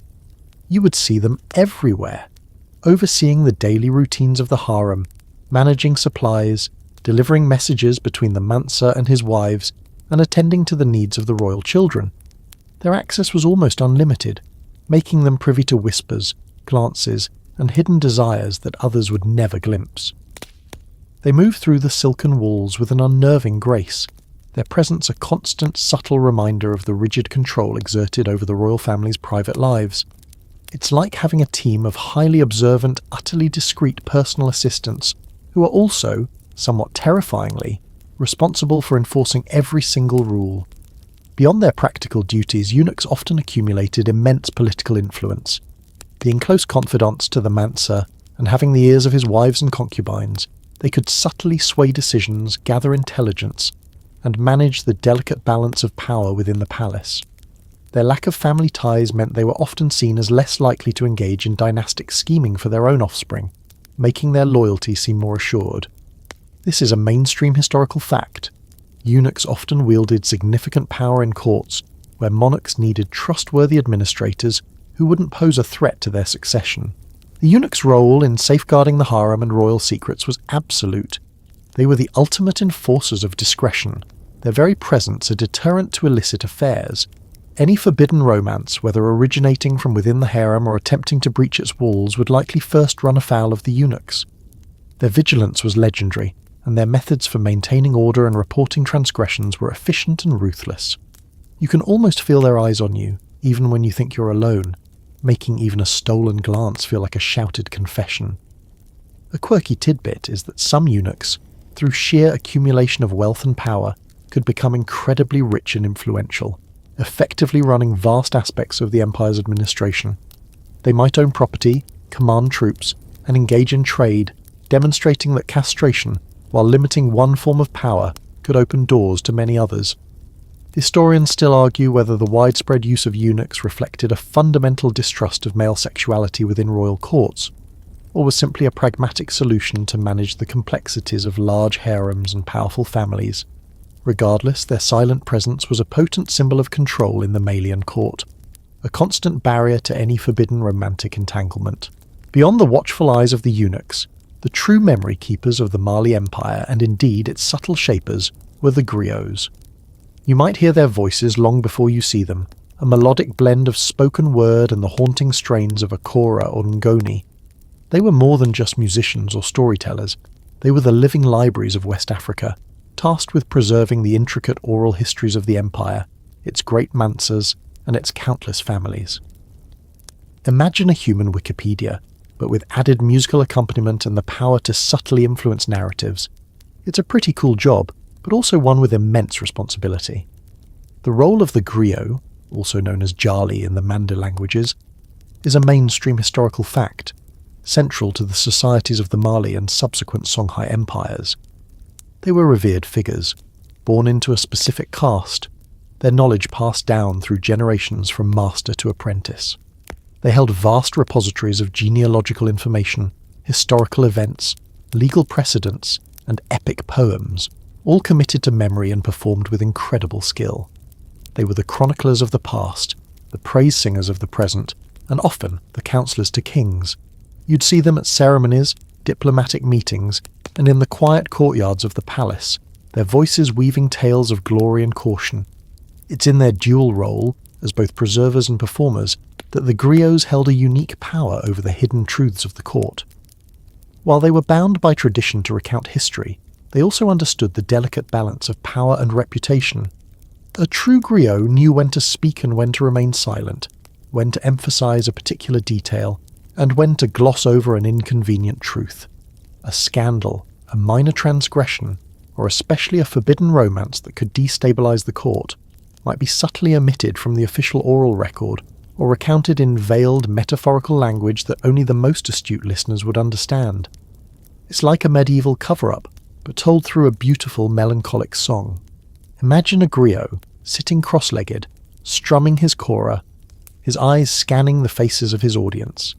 He might be recounting the tale of a great Mansa's bravery in battle, but then, perhaps with a subtle change in melody or a pause that lasts just a fraction too long, he might allude to a long-forgotten transgression, a love that brought ruin without ever explicitly naming names. For those in the know, the message would be clear. For others, it would just be a poignant moment in a beautiful story. This ability to shape perception, to gently steer the narrative of history, was a powerful tool in a society where literacy was limited and oral tradition reigned supreme. A quirky tidbit is that griots were not only historians and musicians, but also served as negotiators, mediators, and even satirists. Their privileged position allowed them to critique rulers without fear of reprisal, as their words were considered divinely inspired. This made them surprisingly resilient in a court, where others might fear to speak their minds. Historians still argue whether the griots' oral histories were entirely accurate, or if they were subtly altered over time to serve the political agendas of successive Mansas. It's safe to say they walked a very fine line between historical fidelity and pragmatic storytelling. For anyone involved in a forbidden romance within the Malian court, the griots were both a potential threat and a peculiar kind of guardian. A whispered secret might find its way into their songs, subtly exposing the truth. But conversely, their discretion, their understanding of the unspoken rules might also lead them to protect a secret, to weave a narrative that diverted attention, keeping a scandal confined to the shadows. They were the ultimate witnesses, their memories holding the keys to the Empire's grandest triumphs and its most intimate, dangerous secrets. Stepping away from the griots' subtle narratives, you'd quickly realize that the most formidable barrier to forbidden romance in ancient Mali wasn't just physical security or the threat of a Mansa's wrath, but the rigid, almost impenetrable, social stratification of the empire, specifically the colossal chasm between royal blood and the commoner's touch. Imagine living in a society where the very air you breathed, the ground you walked on, was subtly but distinctly different depending on your birth. It's like a medieval class system on steroids, where love across the divide was not just frowned upon, but utterly unthinkable. The Mali Empire, like many complex societies, was built upon a meticulously ordered social hierarchy. At the very pinnacle sat the Mansa and the royal family, whose lineage was considered sacred, their power divinely ordained. Below them were the nobles, warriors, religious scholars, and then the various artisan castes, blacksmiths, leather workers, weavers, and of course, the griots themselves, holding their own unique, respected yet distinct place. At the bottom were the vast majority of the population, the farmers, herders, and eventually the enslaved. This was a mainstream historical fact. West African societies, including Mali, had clearly defined social hierarchies, often with hereditary castes. For a royal, someone literally born to rule, any romantic entanglement with a commoner was not merely a breach of etiquette. It was an act of profound transgression against the cosmic order, a direct assault on the purity of the royal bloodline that we touched upon earlier. Imagine the scandal, the absolute horror of the court, if a prince or princess were to fall for, say, a village potter or a market trader. It would be akin to a modern-day monarch marrying a fast food worker, except 1,000 times worse, with implications for the stability of the entire state. The very notion was so outlandish, so deeply taboo, that it barely needed to be explicitly forbidden. It was simply understood. The practical realities of such a union were impossible. A commoner could never hold the status or wield the influence required to be a fitting spouse for a royal. Their lack of proper lineage would immediately invalidate any claim to succession for their children, throwing the entire dynastic structure into chaos. Any child born of such a union would be, at best, a source of profound embarrassment, and at worst, a threat to be quietly neutralised. It's a bit like trying to fit a square peg into a very ornate, perfectly round royal hole. A quirky tidbit that underscores this rigid social stratification is the concept of endogamy within certain castes. For example, blacksmiths often only married other blacksmiths and griots only married other griots.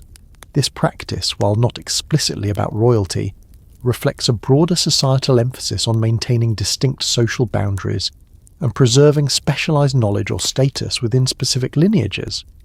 Historians still argue whether these caste systems were primarily for social order or a more insidious means of perpetuating power and privilege.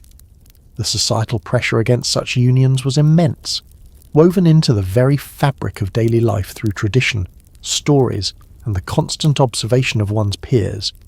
The consequences for a royal attempting such a forbidden romance would be swift and severe: disinheritance, exile, or even worse. For the commoner, the dangers were even greater, potentially involving execution for daring to reach beyond their station. The love, however genuine, would be seen as a direct challenge to the very foundation of the Mansa's divine authority and the empire's stability. It was a societal firewall, robust and unyielding, ensuring that royal hearts only beat for those of equally gilded lineage. As you contemplate the vast social chasm between royalty and commoners, another, even more complex social stratum within the Mali Empire adds further layers to the impossibility of forbidden love, the shadow of slavery. This wasn't the chattel slavery of the transatlantic trade, but a nuanced, often hereditary system with its own distinct rules and limitations, particularly when it came to matters of the heart within the royal court. Imagine being a person in servitude, performing vital roles within the palace, yet your freedom and your ability to forge a life and love of your own are fundamentally constrained. It's a very different kind of constraint than lineage, but equally powerful. Slavery in ancient Mali, like in many pre-colonial African societies, was a multifaceted institution. People could become enslaved through capture in warfare, as punishment for crimes, or through debt. Their status was often, though not always, hereditary, meaning children born to enslaved parents inherited their condition. However, it wasn't a monolithic system. Enslaved individuals held a wide spectrum of roles, from agricultural labourers to soldiers, administrators, and even highly skilled artisans and confidential servants within royal households. This is a mainstream historical fact. Slavery in pre-colonial West Africa differed significantly from later forms of chattel slavery, often incorporating rights and paths to manumission. Within the Mansa's court, enslaved individuals, often referred to as Jono or Komo, could hold positions of significant responsibility and trust. They served as personal attendants, scribes, musicians, and even highly placed advisors. Their proximity to power, especially for those serving within the private quarters of the Mansa or his wives, meant they were privy to many secrets and intimate moments. Yet, despite their access and sometimes their influence, their fundamental lack of freedom and their legal status as property created an insurmountable barrier to any form of legitimate, acknowledged romantic relationship with a royal or even a free noble. It's like being given a key to the palace, but forbidden from ever truly opening the door to your own desires. The very idea of a royal, or even a high-ranking noble, engaging in a romantic relationship with an enslaved person, let alone marrying one, was anathema to the established order. Such a union would not only defile the rigid social hierarchy, but would also undermine the concept of pure lineage that was so critical to royal legitimacy. Any children born of such a union would inherit the mother's status if she was enslaved, regardless of the father's royal blood, creating an impossible dilemma for the Mansa and the court. Their very existence would be a living challenge to the established social and legal norms. A quirky tidbit that illustrates the complexity of this system is that some enslaved individuals, particularly those in military or administrative roles, could accumulate significant wealth and even own their own enslaved people. Their lack of personal freedom, however, meant that their property could technically revert to their owner at any time, a constant reminder of their precarious status. Historians still argue whether the presence of enslaved people in high court positions undermined or reinforced the fundamental principles of social hierarchy in the Mali Empire.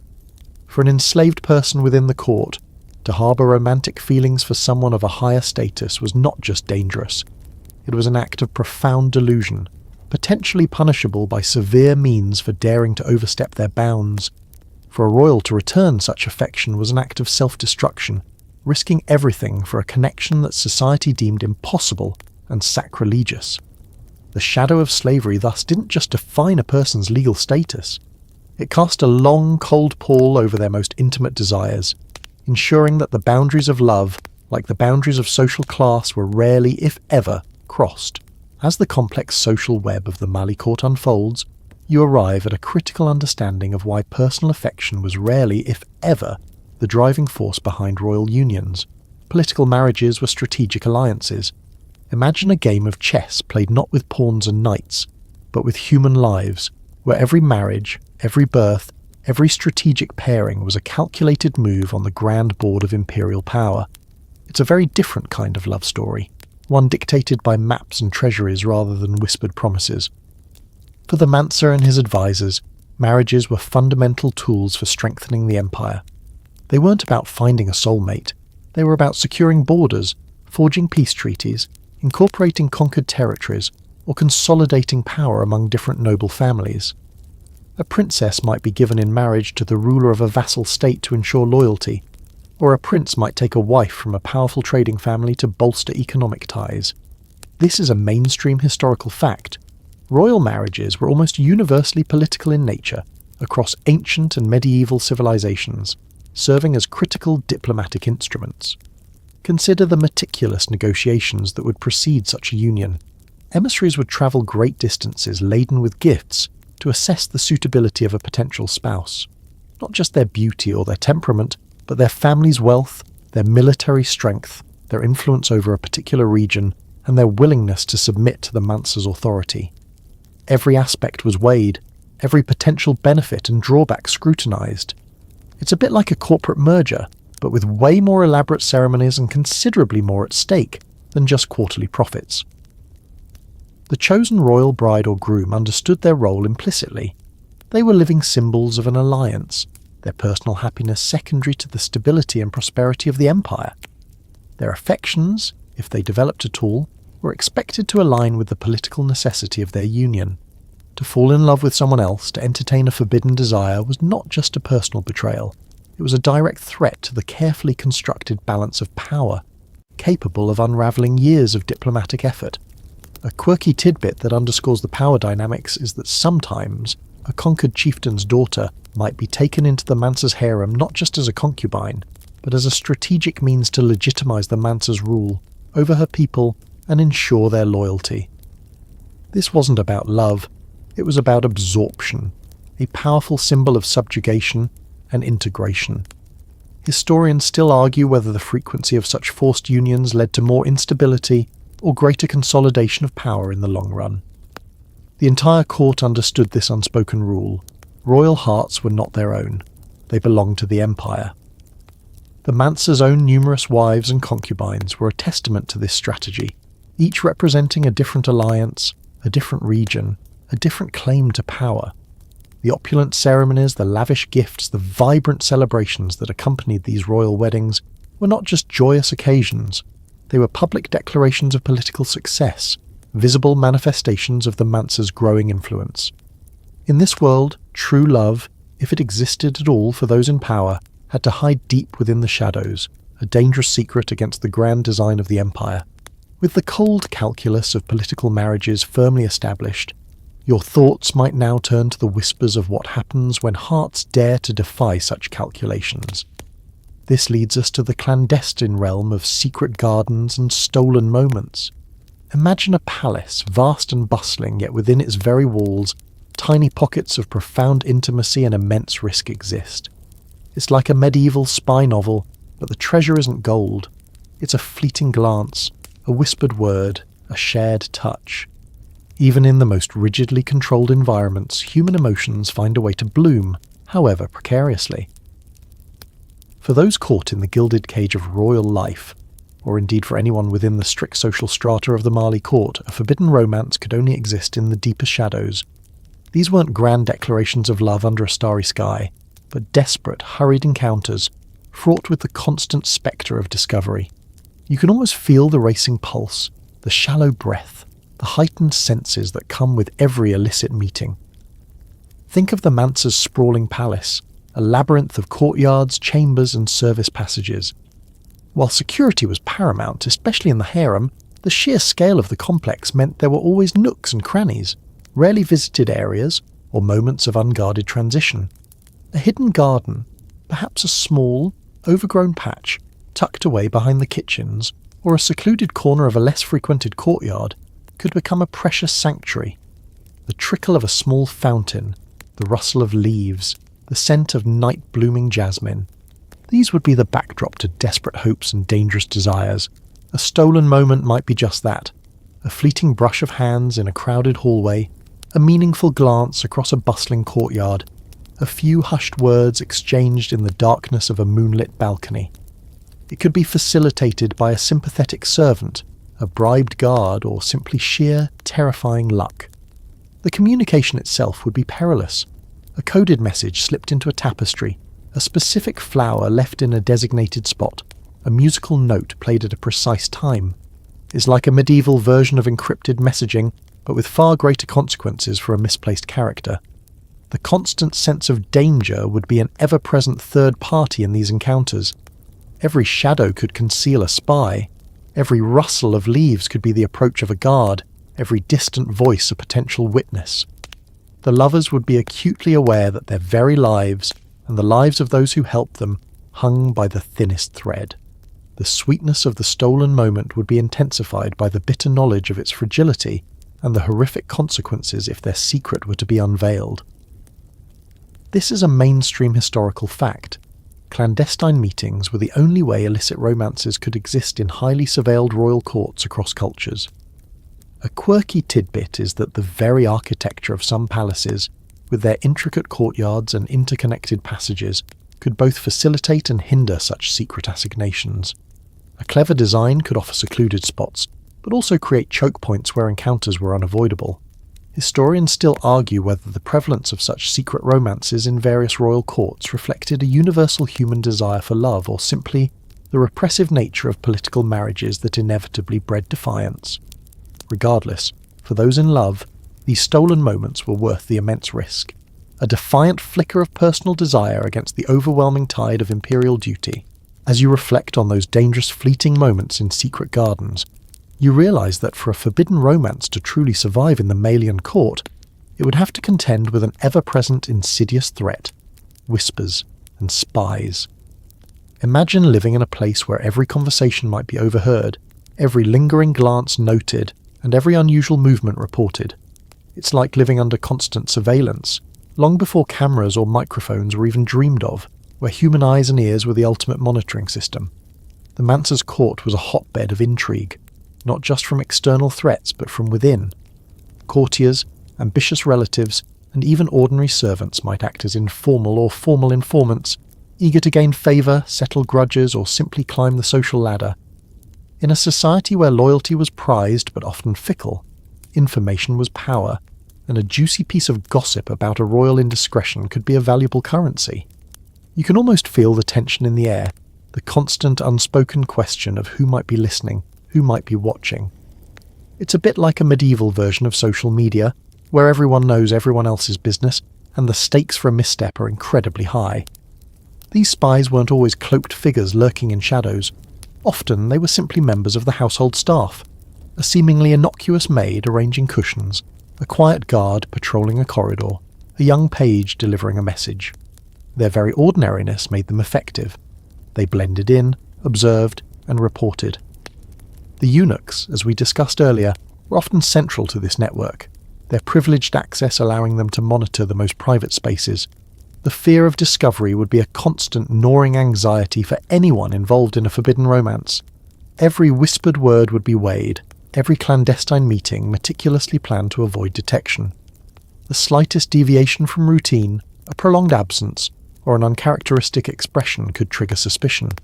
Imagine the paranoia, the sleepless nights, the constant dread that someone, somewhere, had seen too much, or heard just enough to piece together the dangerous puzzle.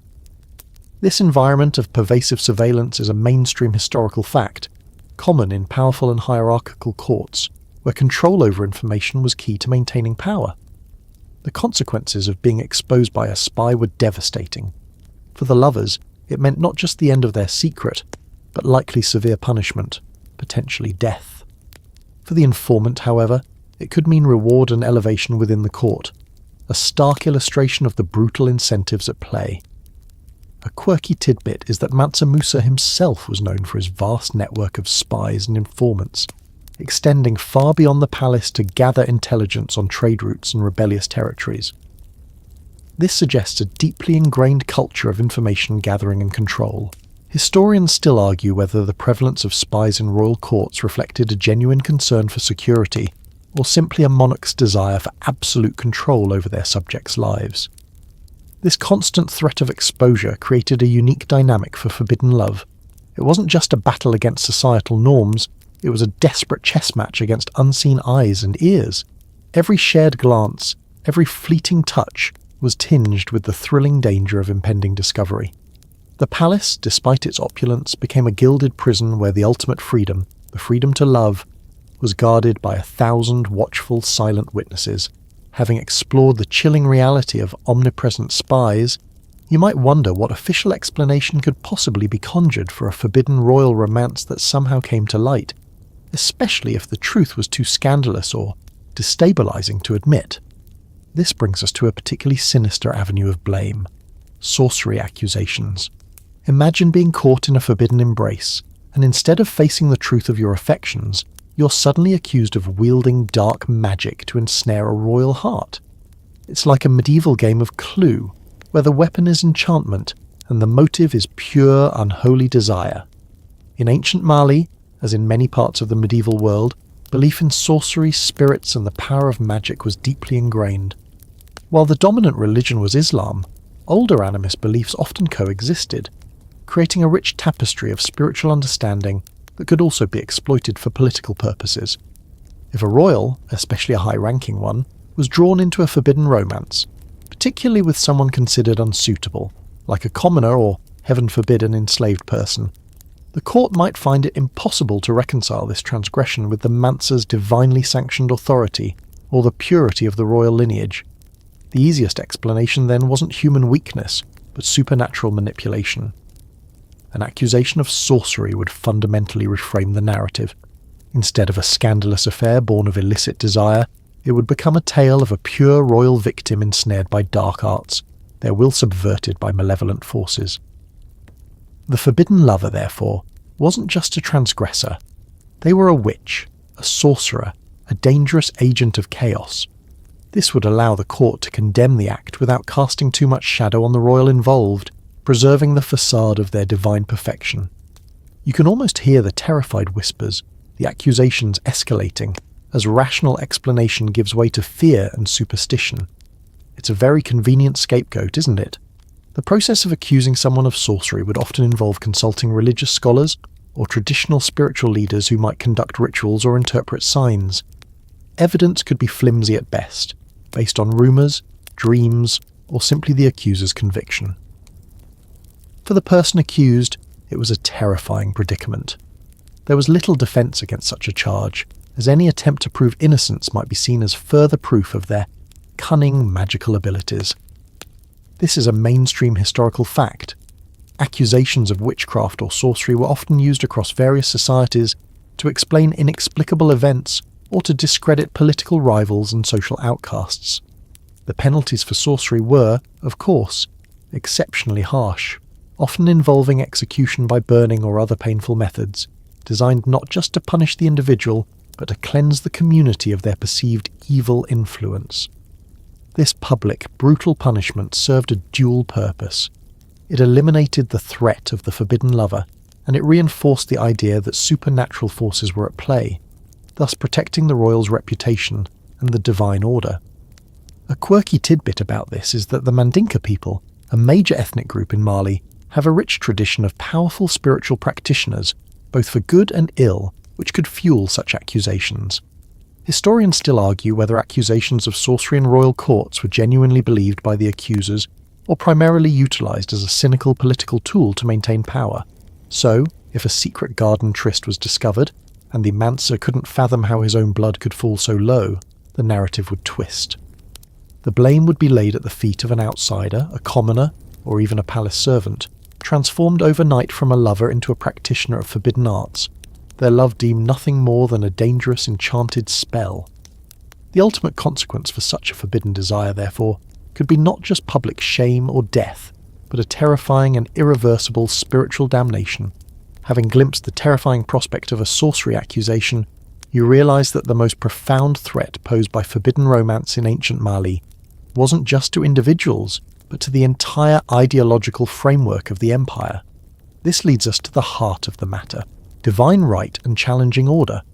Imagine a system where the ruler's power is believed to be granted by higher powers, and then picture how a simple act of human affection could be seen as an act of cosmic rebellion. It's a very different kind of political crisis, one that shakes the very foundations of belief. The Mansa's authority in Mali was not merely secular, it was deeply intertwined with spiritual legitimacy. He was seen as a semi-divine figure, chosen by Allah and the ancestral spirits, his rule a manifestation of divine will.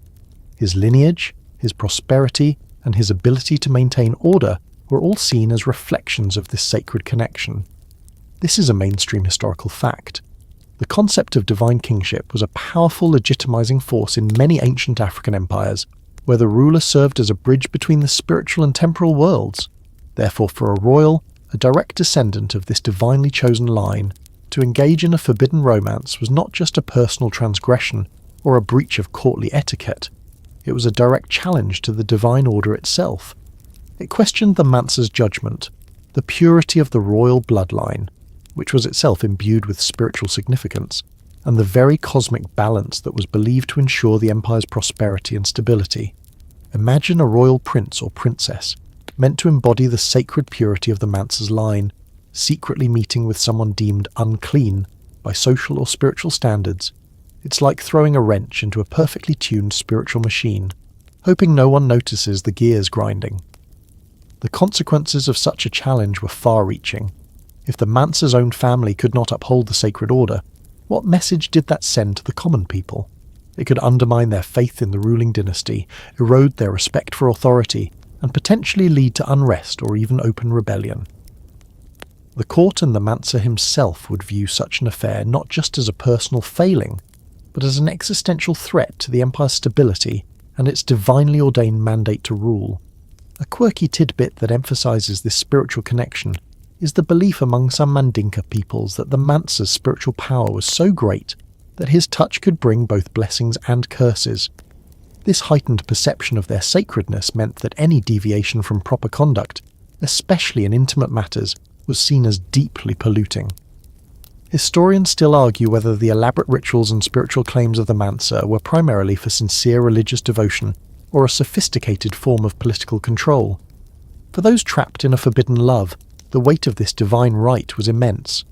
Their love was not just a personal risk, it was a sacred betrayal, an act that could bring not just worldly punishment, but spiritual damnation upon themselves and potentially their entire lineage. The very air they breathed within the palace, charged with the Mansa's divine authority, served as a constant oppressive reminder that their love was a direct affront to the heavens and the earthly order. From the immense pressure of challenging divine order, the grim reality of earthly consequences would quickly assert itself. This leads us to one of the most common and devastating penalties for forbidden love in ancient Mali: exile's despair. Imagine being torn from your home, your family, your entire known world, simply for following your heart. It's like being erased from existence, forced to wander an unforgiving landscape with nothing but the echoes of what you lost. Banishment or exile was a preferred punishment for royals or high-status individuals involved in illicit affairs, particularly if their transgressions weren't deemed worthy of outright execution, but still posed a significant threat to the Mansa's authority or the purity of the bloodline. It was a way to remove the problem, literally and symbolically, without resorting to the ultimate finality of death, which could sometimes cause more political instability or public sympathy. This is a mainstream historical fact.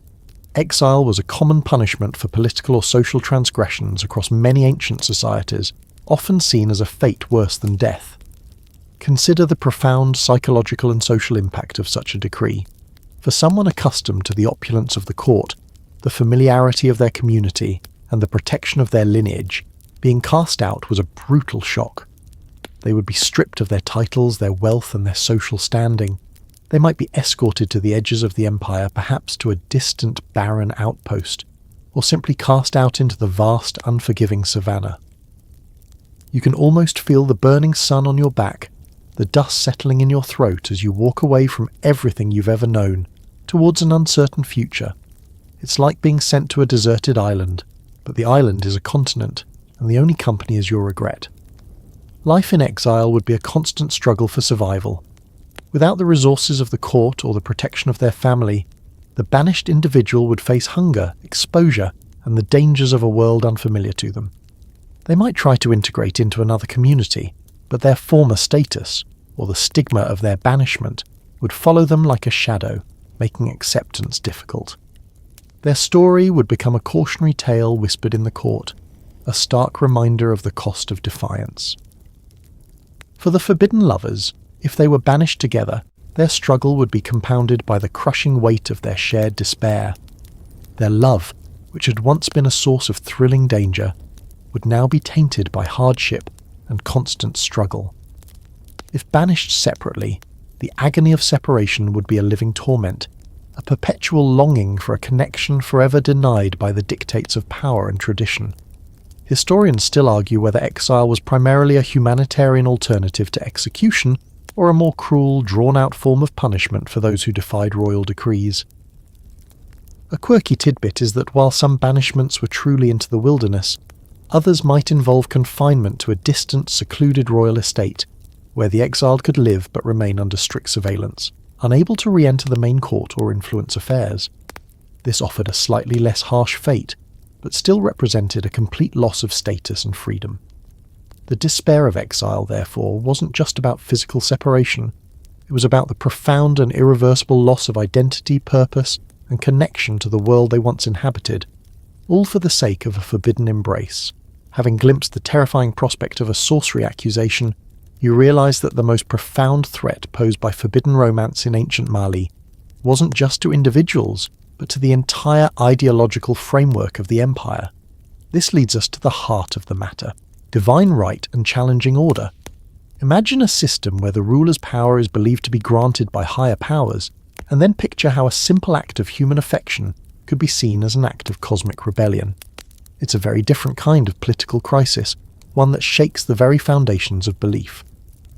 The Mansa's authority in Mali was not merely secular, it was deeply intertwined with spiritual legitimacy. He was seen as a semi-divine figure, chosen by Allah and the ancestral spirits, his rule a manifestation of divine will. His lineage, his prosperity, and his ability to maintain order were all seen as reflections of this sacred connection. This is a mainstream historical fact. The concept of divine kingship was a powerful legitimizing force in many ancient African empires, where the ruler served as a bridge between the spiritual and temporal worlds. Therefore, for a royal, a direct descendant of this divinely chosen line, to engage in a forbidden romance was not just a personal transgression or a breach of courtly etiquette. It was a direct challenge to the divine order itself. It questioned the Mansa's judgment, the purity of the royal bloodline, which was itself imbued with spiritual significance, and the very cosmic balance that was believed to ensure the empire's prosperity and stability. Imagine a royal prince or princess, meant to embody the sacred purity of the Mansa's line, secretly meeting with someone deemed unclean by social or spiritual standards. It's like throwing a wrench into a perfectly tuned spiritual machine, hoping no one notices the gears grinding. The consequences of such a challenge were far-reaching. If the Mansa's own family could not uphold the sacred order, what message did that send to the common people? It could undermine their faith in the ruling dynasty, erode their respect for authority, and potentially lead to unrest or even open rebellion. The court and the Mansa himself would view such an affair not just as a personal failing, but as an existential threat to the empire's stability and its divinely ordained mandate to rule. A quirky tidbit that emphasizes this spiritual connection is the belief among some Mandinka peoples that the Mansa's spiritual power was so great that his touch could bring both blessings and curses. This heightened perception of their sacredness meant that any deviation from proper conduct, especially in intimate matters, was seen as deeply polluting. Historians still argue whether the elaborate rituals and spiritual claims of the Mansa were primarily for sincere religious devotion or a sophisticated form of political control. For those trapped in a forbidden love, the weight of this divine right was immense. Their love was not just a personal risk, it was a sacred betrayal, an act that could bring not just worldly punishment, but spiritual damnation upon themselves and potentially their entire lineage. The very air they breathed within the palace, charged with the Mansa's divine authority, served as a constant oppressive reminder that their love was a direct affront to the heavens and the earthly order. The methods of such discreet executions varied. Poison was a classic choice, offering a quiet, seemingly natural death. It left little trace and allowed for plausible deniability. Other methods might include strangulation or staged accidents, all designed to remove the problem without drawing undue attention or risking public sympathy for the condemned. The executioner, if involved, would operate in the deepest shadows, his grim work unacknowledged and unrecorded. For the lovers, if one was spared for political reasons, perhaps a royal who was too important to simply eliminate but whose lover was not, the knowledge of their beloved's sudden disappearance or tragic illness would be a lifelong torment. The surviving royal would be forced to carry the secret, forever haunted by the ultimate price paid for their forbidden desire. This living grief, masked by courtly smiles and forced composure, would be a punishment in itself. Historians still argue whether the perceived frequency of poisoning in royal courts accurately reflects actual events or is largely a product of historical drama and rumour. A quirky tidbit is that royal tasters who sampled food and drink before the monarch were a common feature in many royal courts, precisely because the threat of poison was so pervasive. This speaks volumes about the constant vigilance required to survive in such an environment. The poisoned chalice, therefore, wasn't just a threat of physical death. It was the ultimate horrifying conclusion to a love that dared to challenge the absolute sacred power of the Mansa, a silent promise that some lines were simply too dangerous to cross. Now we will continue on odd medieval cures for heartbreak and sorrow. That honey cure wasn't just some folk remedy, it was serious medical practice. Medieval physicians believed emotions literally stuck to your insides like jam to bread. The logic: sweet honey could dissolve bitter sorrow. Patients would wear honey-coated parchment charms for days, slowly turning into human flytraps while their grief supposedly melted away. Mainstream fact: the Trotula, a 12th century medical text, prescribed honey compresses for lovesickness, alongside more practical advice like maybe stop staring at their house. Quirky tidbit: some overachieving healers added crushed pearls to the honey, not for any medical reason, but because wealthy clients expected expensive ingredients. Medieval placebo effect at its finest. Open debate. Historians still argue whether these sticky charms work through actual biochemistry, or just gave sufferers a much-needed timeout. Sorry, can't wallow, I'm covered in bees. The apothecary hands you a glass flask with a suspicious yellow liquid, your own urine. Let's read your heartbreak, he says with disturbing enthusiasm as he swirls the flask, peering at it like a medieval sommelier. Welcome to uroscopy, where your pee was considered an open book of emotions in the Middle Ages. You watch as the physician holds your flask up to candlelight, muttering about cloud formations of melancholy. Dark urine meant too much black bile, obviously. Cloudy urine indicated lovesickness, strangely frothy. That meant you were either heartbroken or had been drinking too much ale. The diagnostic lines blurred. Mainstream fact: the Guild of Uroscopians in the 13th century Paris had strict standards, 20 different urine colours to memorise, each corresponding to specific emotional states. Quirky tidbit. Some physicians claimed they could detect unrequited love by the way bubbles moved in the flask. A clockwise swirl meant your affection was returned. Counterclockwise meant prepare for heartbreak. Open debate. Historians still argue whether uroscopy was early observational medicine or just medieval performance art. Either way, it made for great theatre. The more dramatic the urine analysis, the higher the physician's fees. The apothecary rummages through his jars before producing a dried eel skin. Wear this around your waist for 7 moons, he instructs, already measuring your midsection with the slimy relic. As the leathery strip tightens around your tunic, you realise medieval fashion therapy is officially the weirdest breakup cure you've ever tried. Eel skin belts were the 14th century equivalent of a rebound relationship. Constrictive, slightly fishy, and questionably effective. The logic went that just as eels could squeeze through tight spaces, their skins could compress emotional pain into submission. Wealthy patients got custom-fitted belts with silver buckles, while peasants made do with whatever river creatures they could catch. Mainstream fact. The physicians of mid-fi manuscripts prescribed eel skin therapy specifically for heart-sore maidens, recommending the belt be worn until it rotted off naturally, about 3 to 6 months of aromatic suffering. Quirky tidbit. Some overachieving healers added live leeches inside the belts for double absorption therapy. The leeches would supposedly suck out bad humours, while the eel skin squeezed your sorrow away. Patient reviews were mixed. Open debate. Archaeologists still argue whether the eel skins actually contain trace antidepressants, some species produce numbing mucus, or if patients just felt better because everyone gave them wider personal space. The village baker shoves a lump of dough into your trembling hands. "Knead your tears into this," she commands, pointing to the wooden bowl already half full with other people's saline contributions.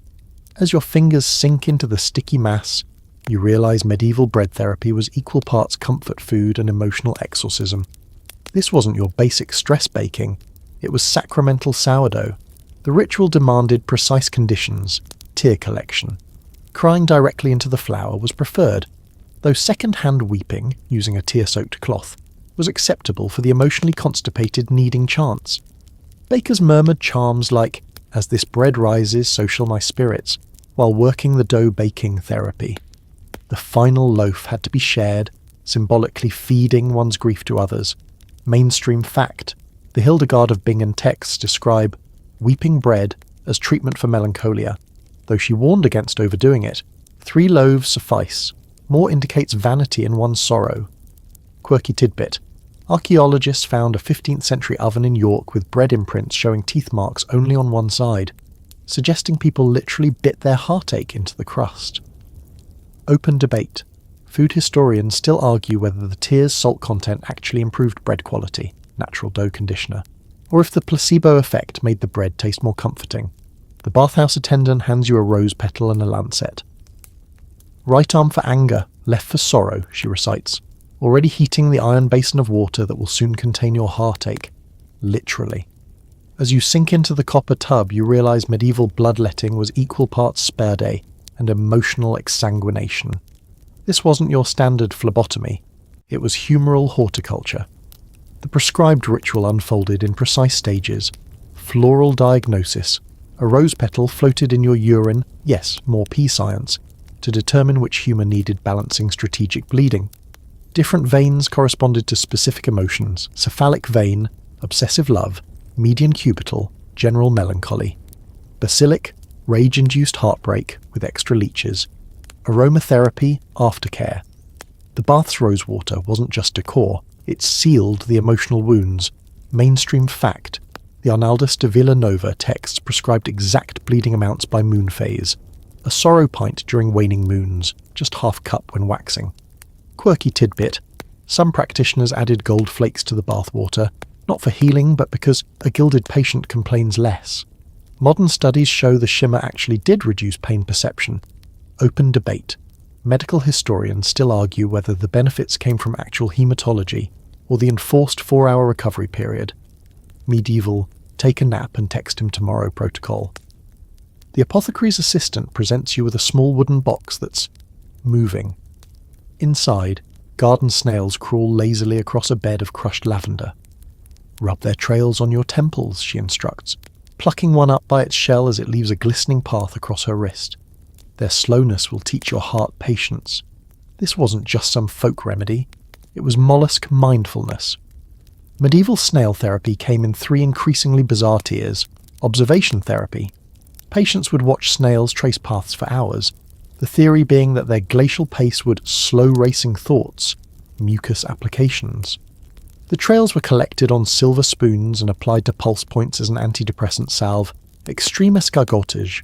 Wealthy clients paid to have live snails crawl directly on their faces, the original snail facelift. Mainstream fact. The Lorsch Pharmacy Manual, 12th century, lists snail mucus as a key ingredient in spirit unguents, right between beeswax and rose oil. Quirky tidbit.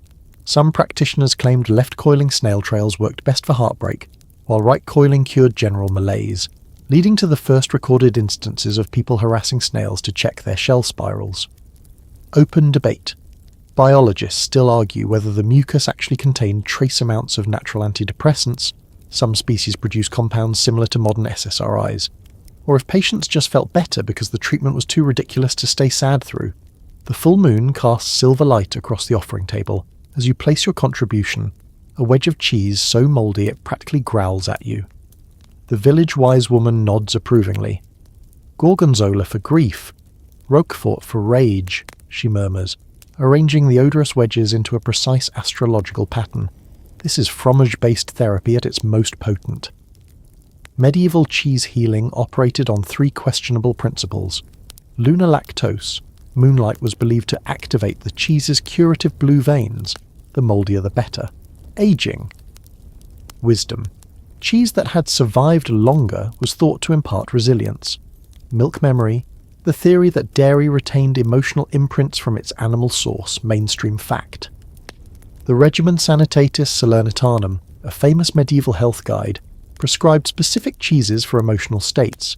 Fresh ricotta, for sudden sorrow aged pecorino, for chronic melancholy. Stinking bishop, for when you wanted to be left alone with your feelings. Quirky, tidbit. Some French monasteries kept grief wheels, giant cheese wheels, patients would whisper their sorrows into before sealing them to age, and theoretically mature their pain away. Open debate.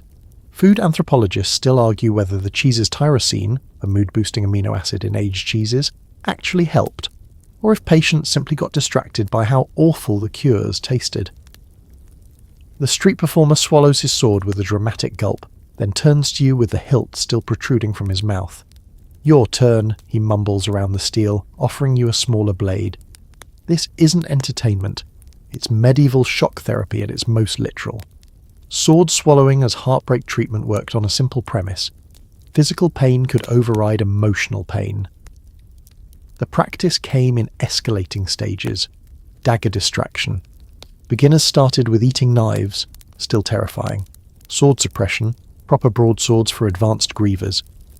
The full Monty, some showmen incorporated fire breathing for compound catharsis. Mainstream fact, the Guild of St. Luke, patron saints of both physicians and artists, officially recognised sword swallowing as valid therapy in 1387, provided practitioners used clean blades and cleaner intentions. Quirky tidbit, certain performers would etch tiny runes near the sword's tip, not for magic, but so they could read their fate in the saliva marks after withdrawal. Most just said, ouch. Open debate. Medical historians still argue whether this worked through actual pain chemistry, endorphin release, or just gave people something more immediately concerning to focus on than their broken hearts. The gravedigger hands you a wicker basket and a woolen blanket. She liked cherries. Yes, he asks, gesturing to the fresh mound of earth where you'll be taking your supper tonight. As you unpack the cold chicken and summer fruits, you realise medieval grief dining was the ultimate in immersive memorial experiences. Graveyard picnics weren't macabre, they were intimate. The ritual followed specific etiquette, menu mirroring. The deceased's favourite foods were mandatory, leading to some awkward meals when they'd preferred very stale bread or particularly pungent cheese. Conversation rules. First 3 bites eaten in silence, then you were expected to share memories aloud. Leftovers protocol. Remaining food was either buried, for peasants, or distributed to the poor, for nobility. Mainstream fact. The Delisle Psalter, 1310, depicts mourners picnicking on tombs, with careful illustrations showing how to arrange one's skirts decorously over grave markers. Quirky tidbit. Archaeologists found a 14th century burial site in York with 30 cherry pits neatly piled in the skeleton's ribcage. Apparently someone took the favourite foods rule extremely literally. Open debate. Historians still argue whether these picnics were primarily spiritual, feeding the dead, or psychological, gradual exposure therapy for the bereaved. The farmer clucks his tongue and positions you directly in front of a particularly surly rooster. "Hold still now," he murmurs, as the bird's beady eyes lock onto yours with unsettling intensity. This isn't poultry farming, it's medieval aviary hypnosis, and your broken heart is about to get pecked into submission. Rooster therapy operated on 3 increasingly bizarre levels. The stare down, 15 uninterrupted minutes of eye contact, believed to reset emotional distress. Feather fanning, wings would be gently waved near the patient's face to disrupt sorrow humours. Crow synchronization. Patients were woken at dawn to vocalize alongside the roosters with mixed neighborhood reactions. Mainstream fact. The Physica by Hildegard von Bingen prescribed rooster therapy specifically for women made foolish by longing, though she cautioned against using black-feathered birds which might darken the spirits further. Quirky tidbit. Some practitioners tied coloured ribbons to the rooster's legs, red for heartbreak, blue for general melancholy, claiming the birds would peck at the appropriate one to diagnose the patient's core issue. Open debate. Ornithologists still argue whether the therapy worked through actual avian biofeedback. Roosters do have remarkably steady heartbeats. Or if patients were just too terrified of being pecked to remember their romantic woes. The firewalking master stokes the coals to a cherry-red glow with his iron poker, then turns to you with an unsettling grin. "Tell me your secrets while your souls remember the heat," he says, gesturing to the 6-foot path of burning embers. This isn't some masochistic hazing, it's medieval truth serum where your feet and your heart compete to see which can scream louder. Fire confession therapy followed strict protocols. Pre-walk interrogation, the fire tender would extract baseline secrets before the walk. Do you miss her? Coal composition, oak charcoal for general heartache, applewood for betrayed lovers, burned hotter but smelled better. Post-walk analysis. Any secrets blurted mid-walk were considered purified by flame, and thus absolved mainstream fact. The Codex Vindobonensis, 1375, contains illustrations of firewalking confessionals, with careful notes about maintaining embers at the heat of new love. Painful but not scarring. Quirky tidbit. Some practitioners would toss herbs onto the coals, rosemary for remembrance, mint for cleansing, creating aromatic smoke screens that probably made the whole experience slightly more bearable. Open debate. Historians still argue whether this worked through actual pain-induced catharsis, or if people just confessed to anything to get off the damn coals faster. The herbalist presses a cold, damp turnip into your palm, its surface carved with crude runes that spell "absorb my pain." As you clutch the vegetable talisman, you realise medieval root therapy was equal parts folk magic and horticultural hope. Turnip grief talismans weren't just symbolic, they were meant to function as emotional sponges. The process required precise execution. Moonlit harvest. Turnips pulled at midnight were believed most receptive to sorrow rune ritual. Each symbol carved represented a specific aspect of heartache to be drawn out decay timeline. The rotting vegetable was said to physically manifest emotional healing. The smellier the better. Mainstream fact. The Leech Book of Bald, 10th century, prescribes turnip talismans for those sick with longing, recommending they be worn until the roots grow soft with shared suffering. Quirky tidbit. Wealthy clients could purchase pre-grieved turnips, vegetables that had allegedly already absorbed others' pain and thus provided instant relief, medieval placebo effect at its finest. Open debate. Archaeologists still argue whether the turnip's natural compounds, like mood-affecting tryptophan, had actual psychosomatic effects, or if people just felt better because carrying a rotting vegetable gave them an excuse to avoid social interactions. The tavern keeper slides a wooden box across the sticky table. Inside, 5 snails glisten with ale droplets, their shells painted with racing stripes in garish colours. "Pick your champion," he grins, handing you a tiny betting slip. This isn't a pub game, it's medieval distraction therapy, where the slowest sport in history becomes the fastest cure for heartbreak. Drunk snail racing followed strict, if questionable, rules. Dosing protocol. Each mollusk received precisely 3 drops of ale, enough to loosen their pace but not enough to make them pass out. Track conditions. A circular oak table marked with concentric rings, lightly buttered at the curves for dramatic slides. Emotional investment. Bettors had to shout increasingly ridiculous encouragements. For glory, Sir Slimeball. Mainstream fact. The Taquinum Sanitatis, 14th century health manual, lists observing drunken gastropods as legitimate treatment for melancholy, though it warns against over-identification with the contestants. Quirky tidbit. Some snails became local celebrities. Archaeologists found a 15th century midden heap in Bruges containing one particularly grand champion buried with a tiny velvet cap. Open debate. Historians still argue whether the therapy worked through genuine dopamine release, the thrill of competition, or if people just got too invested in mollusk drama to remember their broken hearts. The healer slaps a poultice of mashed leeks against your bare chest with a wet thwap. The allium will draw out the sorrow poison, she declares, wrapping your torso in linen bandages that immediately begin leaking pungent green juice. As the reek of onions fills your nostrils, you realise medieval leek therapy was the original it stings, so its working approach. Welsh leek treatments followed an exacting and odorous methodology, layered therapy, alternating leek compresses with sheep's wool wraps to trap, extracted melancholy tear amplification. The stronger you cried from the fumes, the more toxins were believed to exit harvest timing. Leeks pulled during thunderstorms were considered most potent, storm-charged sorrow rods. Mainstream fact, the Red Book of Hergest, 14th century, prescribes leek therapy for hearts pierced by love's arrow, with illustrations showing the vegetable's supposed toxin-drawing properties. Quirky tidbit. Some practitioners would write the patient's ex's name on a leek leaf before applying it. If the writing faded, the cure was working. If it remained, you needed more aggressive leakage. Open debate. Biochemists still argue whether the leek's sulfur compounds actually had mood-altering effects, or if patients just felt better because no one would come near them for weeks afterward. The monastery's weightlifting monk hands you a massive Bible bound in iron-reinforced oak. Lift with your soul, not just your arms, he intones as you nearly buckle under the 40-pound tome's weight. This isn't scripture study. It's medieval gains therapy, where spiritual and physical strengthening collide in a sweat-soaked act of devotion. Bible weightlifting followed strict liturgical rep schemes, verse sets, 7 lifts while reciting psalms for grief, or 12 for proverbs for anger. Breath prayer form, exhaling on the upward press with short Latin phrases, Deus fortitudo mea. Progressive overload. Successful petitioners graduated to heavier commentaries like Augustine's City of God, a back-breaking 60 pounds.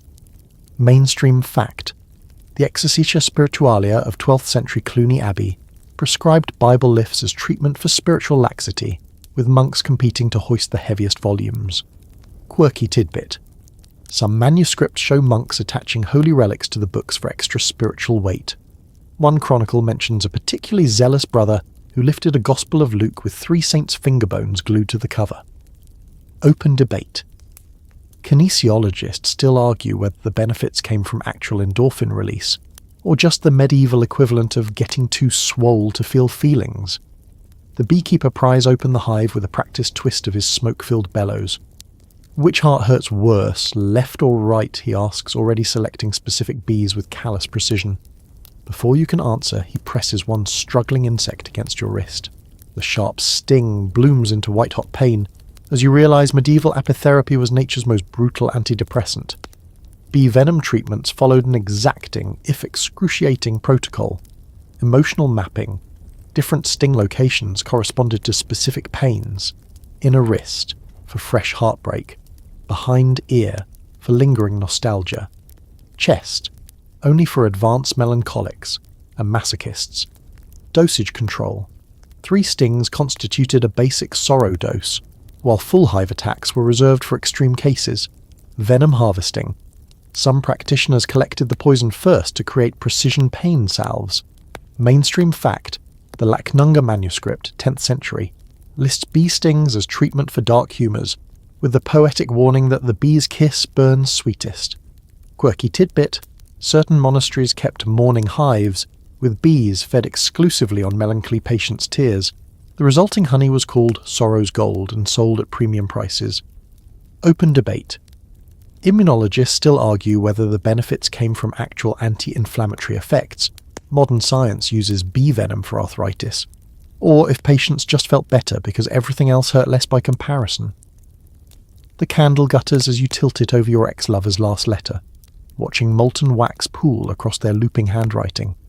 The shapes it forms, a teardrop here, something vaguely heart-shaped there, will supposedly reveal whether reconciliation is in your future. This isn't just arts and crafts, it's medieval ceromancy, where your romantic fate literally drips before your eyes.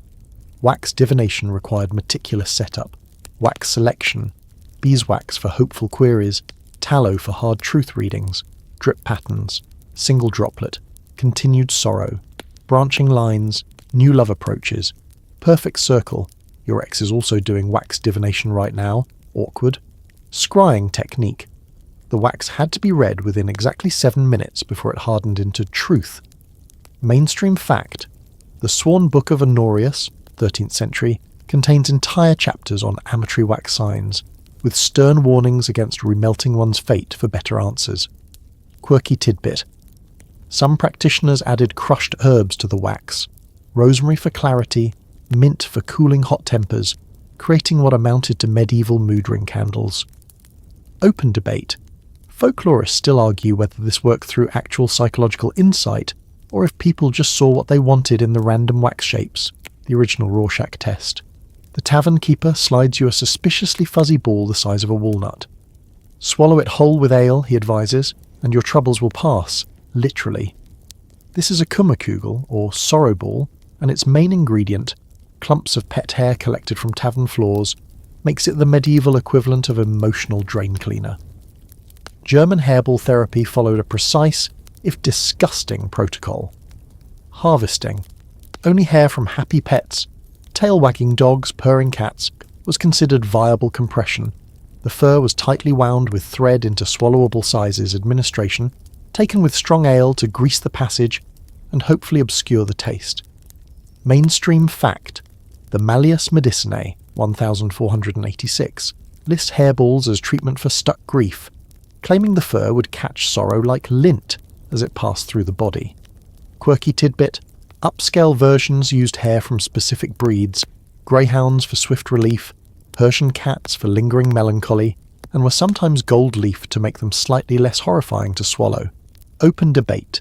Gastroenterologists still argue whether this worked through actual peristalsis stimulation, or if patients just felt better, because anything would be an improvement after swallowing a hairball. The Icelandic elder gestures to the freshly fallen snow outside the longhouse. Boots off, he commands, already rolling up his woolen trousers. As your bare feet sink into the powder, the burning cold shoots up your legs like liquid fire. This is Viking cryotherapy, where frozen toes are the price of a thawing heart. Snow grief therapy followed strict environmental rules. Temperature calibration. Ideal conditions were just below freezing, when breath hangs but blood still flows. Time measurement. Sessions lasted precisely as long as it took to recite 3 stanzas of skaldic poetry, about 90 seconds of agony. Aftercare. Feet were rubbed with dried cod skin to restore earthly warmth. Mainstream fact. The Holksbock, 14th century, recommends snow standing for those frozen by grief, warning never to exceed the time it takes to skin a hair, unless one wished to trade heartache for missing toes. Quirky tidbit. Some practitioners would write names in the snow with urine first. If the letters held their form, the treatment would take. If they melted too quickly, more sessions were needed. Open debate. Modern physiologists still argue whether this worked through actual cold shock therapy, triggering endorphins, or if people just became too preoccupied with frostbite to dwell on emotional pain. The apothecary shelves stretch before you, each jar holding a different path to healing. Dried eel skins, mouldy cheese wedges, a suspiciously large hairball. Choose your remedy, the healer says, handing you a wooden tray. For the first time in this journey through medieval heartbreak cures, the power is literally in your hands. Let's test your newfound expertise with a quick diagnostic. For fresh heartbreak, will it be The honey chest compress, sticky but sweet. 3 bee stings to the inner wrist, brief agony, lasting relief. A moonlit turnip carving session, vegetable therapy. For lingering melancholy, perhaps drunk snail racing, distraction via gastropod, Bible deadlifts, spiritual gains, a good old-fashioned graveyard picnic, closure with cold chicken. For when you just need to feel something else, the classics never fail. Firewalking confessions, hotfoot honesty, snow standing, Icelandic emotional reset, sword swallowing, the original shock therapy. Mainstream fact, medieval patients often combined 2 to 3 treatments in what was called layered healing, though historians note this mainly resulted in very sticky, slightly stung, oddly aromatic people wandering around villages. Quirky tidbit. Archaeologists found one 15th century medicine chest in Ghent containing all the major cures, including a tiny snail shell glued to the lid, suggesting someone really committed to full-spectrum recovery. Open debate. Modern therapists still argue whether medieval cures worked in spite of or because of their absurdity. Sometimes the best medicine is believing something will help. The candle burns low now, its flickering light catching the edges of your chosen remedy, whether it's a honey pot, a rune-carved turnip, or simply the resolve to try something new. Outside, the wind carries echoes of centuries' worth of heartbroken souls who stood where you stand, clutching their own odd cures. They survived. You'll survive. Maybe not because of snail mucus or cheese offerings, but because humans have always found ways to mend, some ridiculous, some profound, most a little bit of both.